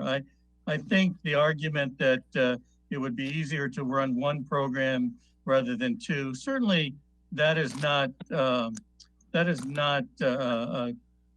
mean, that's true. There's no question about that. But I believe that our staff could certainly could handle that without too much difficulty. So, all right. Well, unless there's anything else that anybody wants to add, I think we're in a position to take on a motion at this time and see what happens. So, anybody would like to propose a motion? Don't all jump up at once. Go ahead. I'll make a motion. Okay, go ahead. I'll make a motion to do the joint program, allotting 60% of the funds to our business community and I'm sorry, 40%. You said 60. Okay, 60. So you said 60-40, okay. Yes, okay. And 40 to rental assistance. Okay. Do we have a second? You can make a second, Mr. Mayor. Yes, I know. I was just asking if anybody else had a second. There was a long hesitation there. There was a long pause there. You know, when we started this discussion, those were the numbers actually I had written down, was a 60-40 split. And so there was a lot of good discussion tonight, and I think a lot of great points were made, but I think in my gut, I'm going to still go with that number. So I will go ahead and second your motion. So therefore, we will take a roll call vote on the motion to divide the funds 60% to businesses and 40% to renters. Perhaps, I don't know, Mr. Murphy, if perhaps we need to go into the weeds a little bit deeper as far as the rules, or is that something that will be sorted out once we get these programs established? Why don't we do the split first? And then if there's any other guidance that you want to give, let's make that a second motion. I'd like to work this out first. I think this is an important topic. Okay. So we do, okay, so Madam Clerk, if you would please take roll call. Councilmember Mann, Yes. Councilmember Sternquist, Yes. Councilmember Vizcarra, Yes. Mayor Pro Tem Yu. Yes, just want to add just a quick comment. I think it's more important to get the program up and running. Okay, thank you. There's no question, yes. Okay. Mayor Chavez. Well, yes, well, that was kind of painless. Thank you for that. That motion then passes unanimously. So we now have that out of the way. So let's move on then to a couple of more issues, and that is the administering of the programs. I think as Mayor Pro Tem Yu just indicated, I think everybody's of the mindset that we get these things established immediately, if not sooner. Is that correct? Okay. And so I believe that that the staff has already indicated to us that they should be able to implement both of these programs. I believe, correct me if I'm wrong, sometime in July. Is that correct? That is our goal, sir. Yes, that's what we're gearing towards. Okay. Okay. Do we need a motion for that, or is that just more a direction? Okay. All right. So point by Mayor Pro Tem Yu, well taken, that we need to get this moving along as well. Mayor Pro Tem Yu, did you want to add anything to that? No, sir. I think thank you for actually taking us through the discussion. Okay. So one last issue I think that needs to be resolved, and that is the conditions, both on the rental side and on the business side. And is there somewhere, I think isn't there somewhere in the staff report that lays out that somewhere? Is it possible to pull that up on the screen? Mr. Gulick, if you don't mind, if you wouldn't mind trying to pull that up for the council, if you would, please.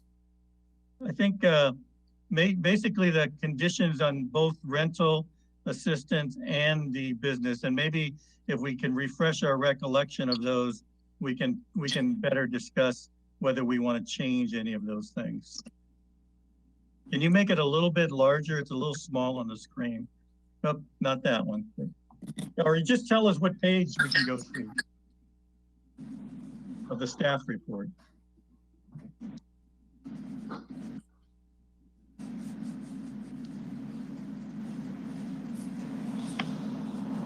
I have it pulled up here on the screen. Okay, what page are you on? Is that page 4 of the staff report? The rental, the top of page 5. Top of page 5. Okay, so at the top of page 5 of our report are the well, no, that's not right. Or it starts at the bottom of page 4. Starts at the bottom of page 4. Okay, but is there somewhere in here that tells us what are the conditions of qualifying for the rental assistance program? Where is that? That might be on one of the previous staff reports. Or would that be on, you know where it would be on, I think? Isn't it on one of the attachments? Yes, it's on the May 19th report to council, page 3. Page Yeah, what? I have it pulled up on the screen. Oh, there it is. Yeah. Page 3 of the previous report? Yeah. Okay, let's see. Let me get that in front of me. Okay, first one. Okay. Okay, I see it now. Okay, so the eligibility requirements, and this is, I think, something that we need to give direction on. Tenants must live within the city limits. Is there anybody that would disagree with that? I don't think so. Okay. Mayor Chavez? Yes. I think I could maybe summarize my position. I think I'll speak for myself. I think what staff has presented for the rental assistance program, I'm fine with. Okay, you want to you're just trying to streamline the process here a little bit. I appreciate that. So we know that you're okay with all 8 of those requirements. Mr. Mayor, I agree with that too. You're okay with that? We can leave the details to staff, I think. Me too. Well, I'm fine with that. Okay, well, I understand they want to leave the details to staff, but I thought I heard staff saying they want us to tell them the details. But if everybody's okay with those proposed household eligibility requirements, then I think staff has their direction. Unless there's anybody opposed to that. Okay, well, let's now look then at the small business assistance program. And I believe that begins on page 11 of that same report down at the bottom. And there are eight different qualifications there as well. Does anybody have anything to say about any of those one way or another?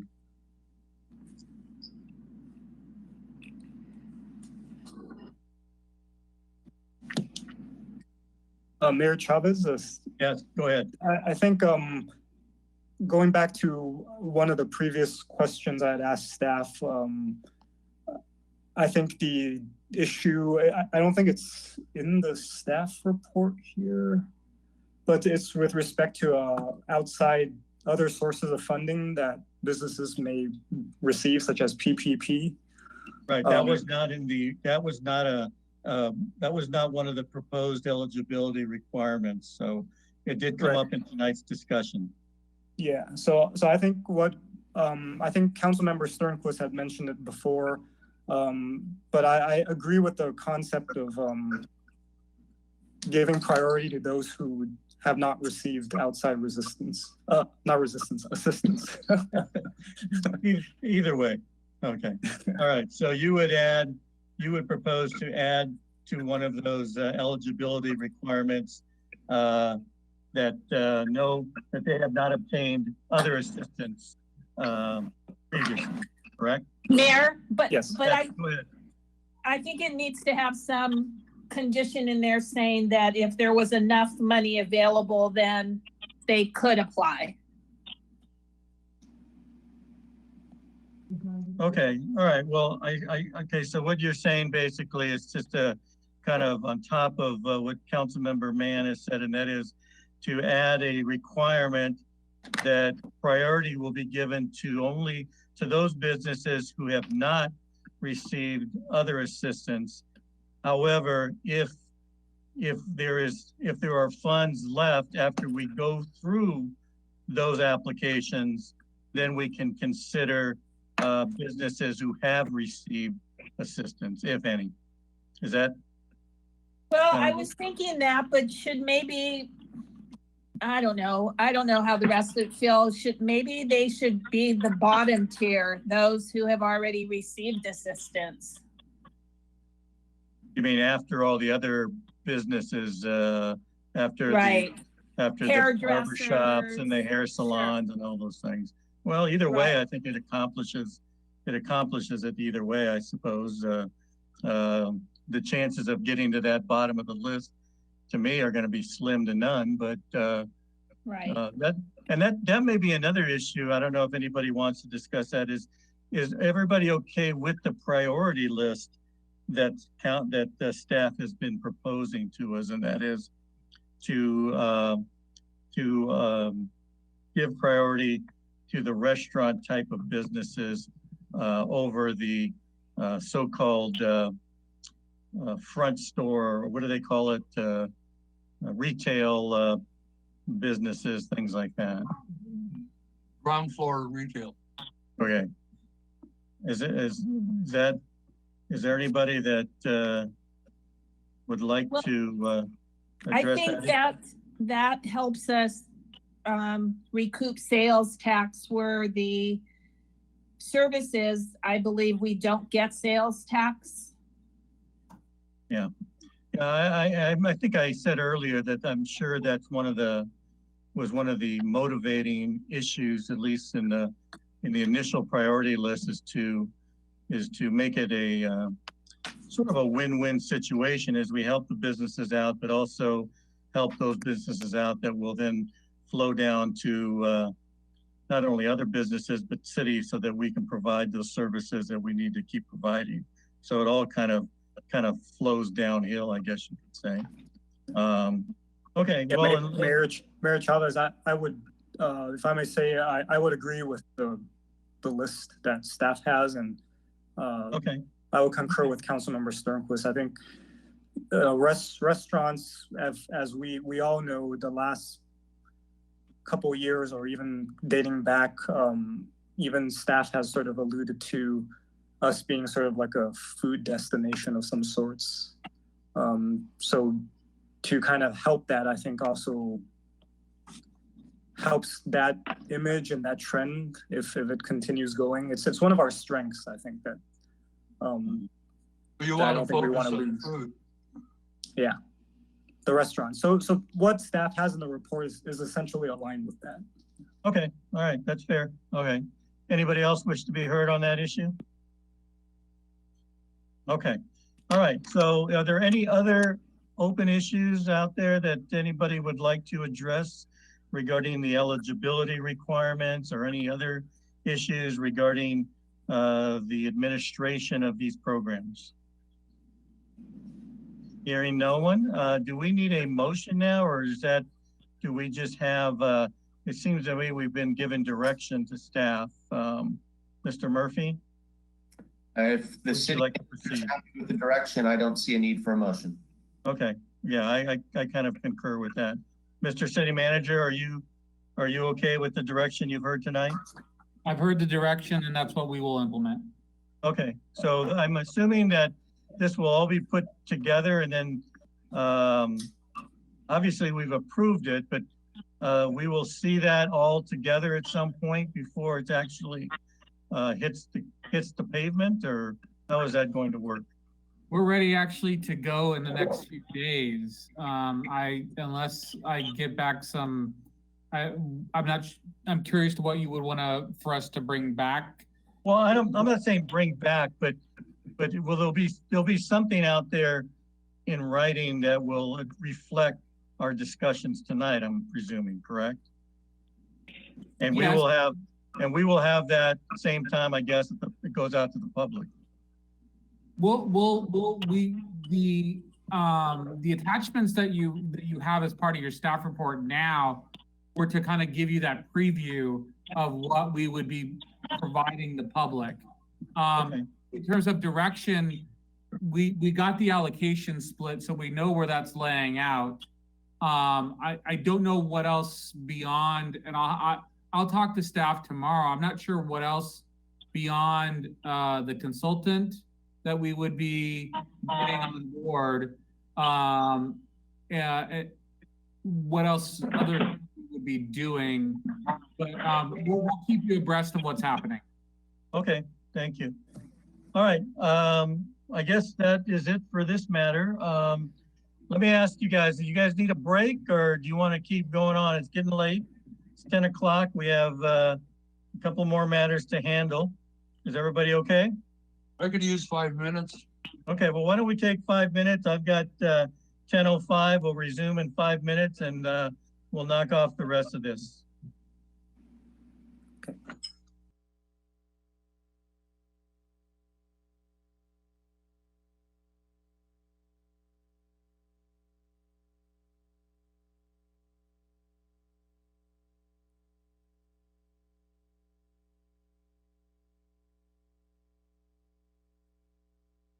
So we are now moving to item is this? Item 10. Item 10. Item 10. Are we on item 10 now? 10A. Yeah, 10A. So we're now moving to new business, item A, which is our COVID-19 economic recovery plan, and I will turn it over to Mr. City Manager Brian Cook. Mayor Chavez, members of the council, thank you. Actually, you took a step just a few minutes ago in part of this plan. The rest is really for your review and any input that you have. Some of the steps that we've taken, obviously, you took some right now with the CDBG and CARE program. One of the other items that was brought up by Mayor Pro Tem, several meetings ago, was the entitlement extensions, which Mr. Reimers will be bringing forward. One of the other measures is some of the authority that I'm going to be using to look at restaurants and temporary loading zones and other things. We will be bringing back some sketches and diagrams about what some of that looks like, especially in the public right of way. But we'll be utilizing those efforts in the next as we reach out to the business community. Additionally, we'll be talking with the Chamber of Commerce about some additional scope in terms of the survey for business needs, what their role will be in terms of assisting with outreach and efforts as we also gauge the business community's needs and changes as well. And then other policy issues that we'll be bringing forward to, and the timing is not as critical because of when those things happen, but some cities have considered waiving of business license fees or amnesty and deferrals for business license fees. Our business license fees, we're a pretty low tax city in that sense. We don't have a utility users tax or a high business license tax in comparison to other agencies throughout LA County, but that may be something that you want to consider in the future. So we wanted your input on this so that when we come back to you in July with this finalized, even though again, you've taken one of the steps already, that we've gotten some of your input. Have we missed something? Is there something else that you're looking for? These are the things we think we know we can do both internally and with some extra assistance through the chamber and entities like the San Gabriel Valley Economic Partnership, which I happen to be a board member of, that is looking to assist cities in the San Gabriel Valley as well. Okay, thank you. Okay, why don't we start with Councilmember Sternquist. Any questions of staff? I don't have any questions, Tom. I think the plan is workable, and we just need to keep moving forward. Thank you. Thank you. Councilmember Vizcarra, any questions? No, I'm good. Okay, Councilmember Mann? Yeah, maybe just more of a question / comment. I know we have a Chamber of Commerce, and I guess my comment is just to see how all this plays together, if there's some sort of synergy between the two, or is this something solely operated solo by our designated ombudsperson? But I think that's the answer to that probably has yet to be fleshed out at this point. So I'm just perhaps maybe more clarity in the future about how that relationship would work. I have a question. Has the chamber met with the members? Aren't you still our liaison, Councilmember Mann? Yes, we just had a meeting last Friday. Oh, okay. So you guys are still meeting? Yes, right. Yeah. We're doing Zoom meetings with the board. Okay, so maybe that's a question you can certainly address with him and maybe get back to us, or any ideas that you may have. That'd be great.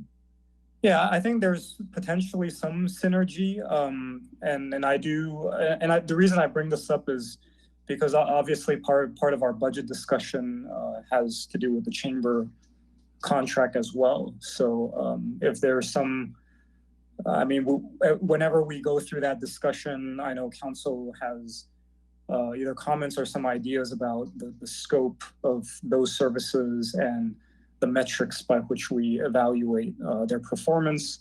And I guess what I'm suggesting is perhaps there is some overlap between the two. And I think perhaps our city manager and may need to kind of flesh out some of those details to see if what that relationship will be. As of now, I don't have any direct points or specific items that I can bring back from the board meetings. I just know what the board is capable of. So how that plays in relation to the proposed ombudsperson, I think I would be interested to see staff's viewpoint.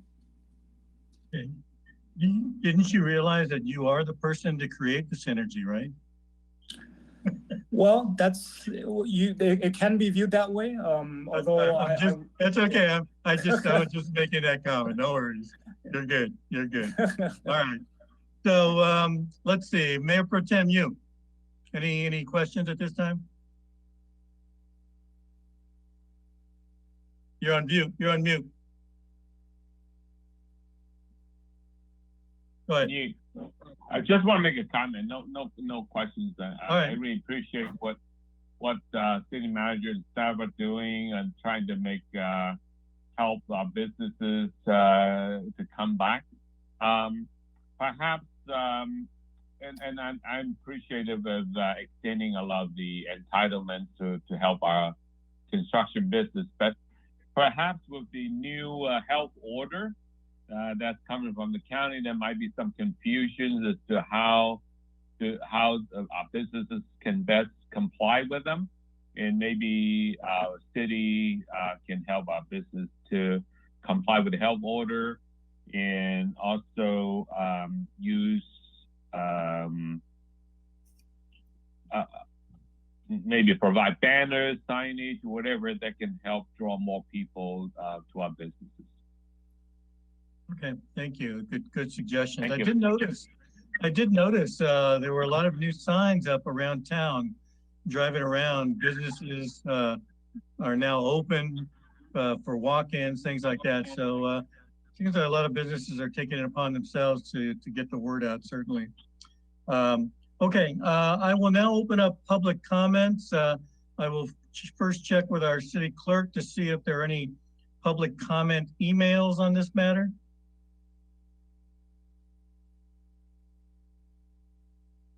Mayor Chavez, there are no email requests for public comment. Okay, and if you can go ahead and unmute the microphones at this time. I will now ask if there's anybody in the public who wishes to verbally comment on this matter. Hearing none, I will close public comment. Mr. Murphy, you got that down? Okay, thank you. That was my fault, Mayor Chavez. Okay, you were ratting on me, huh? Okay. All right, so now we will move on to item number 4. Any final council questions or comments? And I'll begin with Council Member Mann. Thank you, Mayor Chavez. First of all, I greatly appreciate all the staff for putting this together. I think it's a great outline of many things that we can do. I appreciate the timetable in executing each of these items. I did forget one question that I maybe should have asked earlier. In one of the items was relating to capping the delivery service commissions on meal service delivery, I believe. So can you clarify? That's basically stuff like DoorDash, Postmates, those kind of services. Thank you, Councilmember Mann, for bringing that up. That is still a legal question that has not been fully vetted. The County of Los Angeles is actually looking at that issue as well and has expressed some complications with that matter. So I don't know if Mr. Murphy has anything else to add. Sure, I reviewed it. And as the city manager said, it's something that we really want to dig into before I suggested that we move forward. The city and county of San Francisco imposed it by an executive order of the mayor as an emergency measure for a very short term.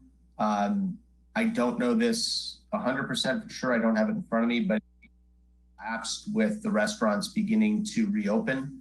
I know that the service companies were very upset with it because they felt that it was interfering with their normal business operations. As Mr. Cook said, both the City of LA and County of LA were looking into it, and I don't know exactly how far either of them went. I believe that the City of LA may have done it again as a very short-term measure, and it may have already lapsed. It may be that it's still going, but before we weighed in on something like that, I would want to be able to really recommend, or I'd want to be able to set it up in a way that wouldn't give rise to any problems for you. Okay, thank you. And yeah, I'll just say I'm actually pretty excited about working with our restaurants to look at how we can utilize potentially public spaces or outdoor dining. I know some other cities with, I think Pasadena. I mean, obviously not an apples to apples comparison, but if there is some way that could work that helps our businesses, I'm all for that. Last, I'll just say, I think a marketing campaign would be really important to get this information out there. One thing being sort of the chamber liaison, one thing that they've always brought to my attention is a lot of business owners are so busy just managing their day-to-day tasks that not all of them are constantly looking at our city website or our posts to figure out if there's certain things that might be applicable or helpful to them. So whatever we can do to get that message out, I think would be great. And as the chamber liaison, I would love to work with staff to see how that can be sort of intertwined or synergized with the chamber. So I'm looking forward to that. Thank you. Okay, thank you. Councilmember Sternquist, any final comments or questions?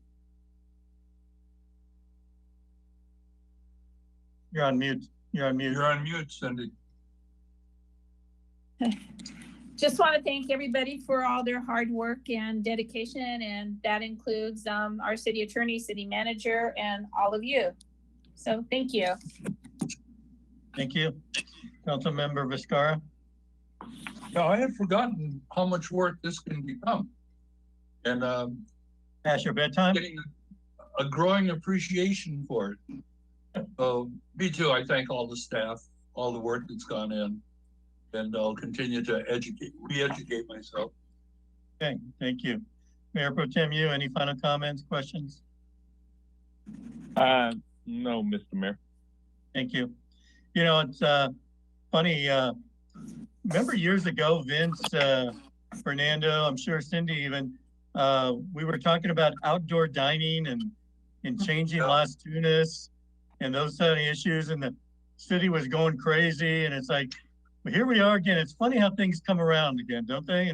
And things change. And I would personally love to see more outdoor dining. I think it's something that people enjoy. Certainly, it's something that the younger crowd enjoys, and certainly very popular in Pasadena. No question about that. So, okay.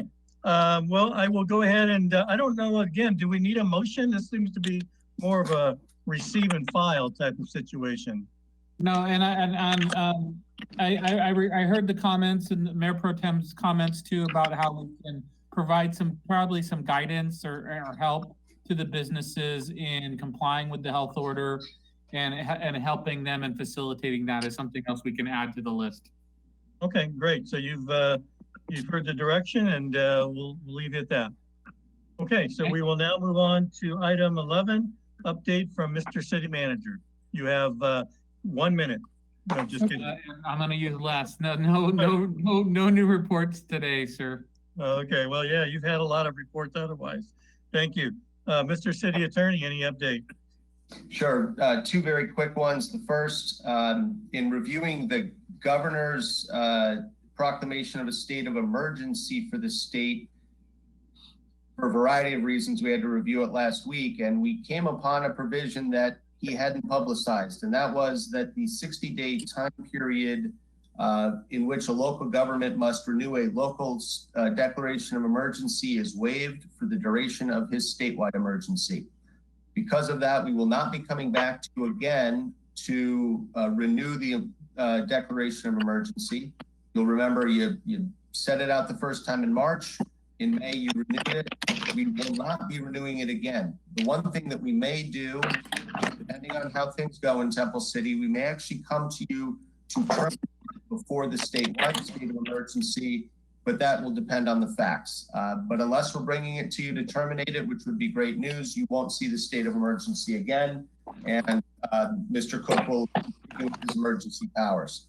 The second is there are 10 housing bills. I know Councilman Mann has asked about this before and actually asked about it right before the COVID emergency. There are 10 key housing bills moving forward in the legislature now that they're back working again. Primary among them in many people's minds is Senate Bill 902, which is by our friend Senator Wiener. It's been framed as kind of a voluntary successor to his Senate Bill 50 that would permit certain types of infill housing, multifamily housing without CEQA review. Far more important for us as a city is Senate Bill 1120, which has three authors, including Senator Wiener, which would create a ministerial approval process for duplexes and lot splits in areas zoned for single-family residences. Obviously, that'd be a very big deal in Temple City where it's passed, so we'll be keeping a close eye on that. And as I say, there are 8 others that we're keeping watch on.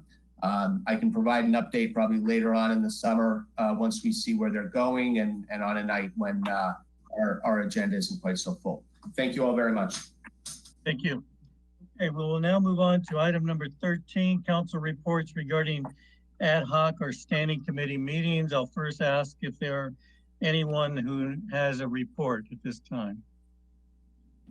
I don't think so. Okay, so order of business, however, we do need to replace former council members Fish as the council liaison to the Committee on Aging.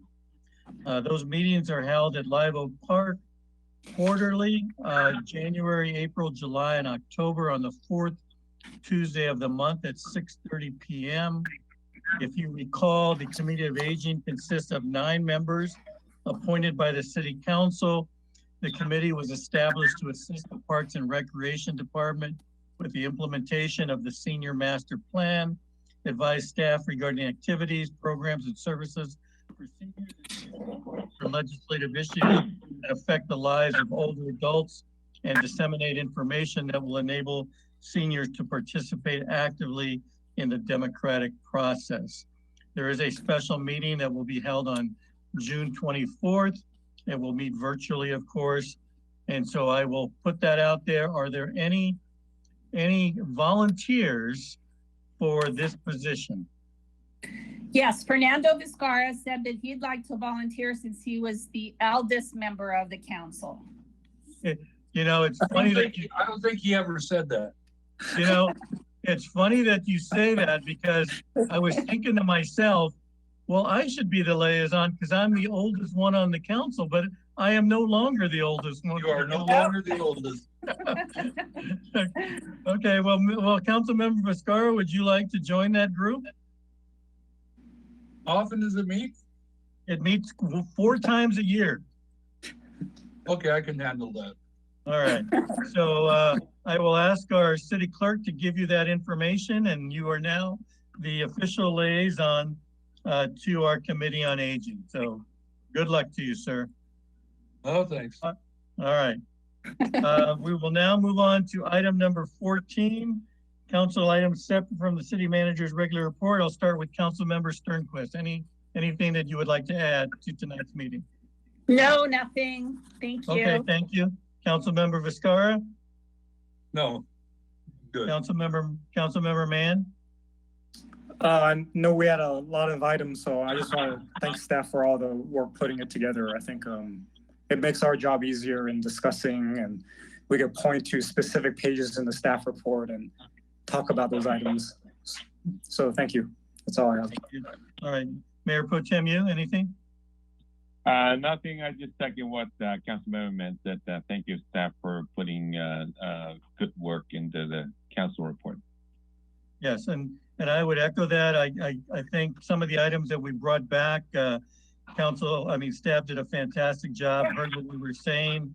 And those are obviously the more information that we can have, the better decisions we can make. And so I echo those thanks. And Brian, make sure you let staff know that we appreciate what they're doing.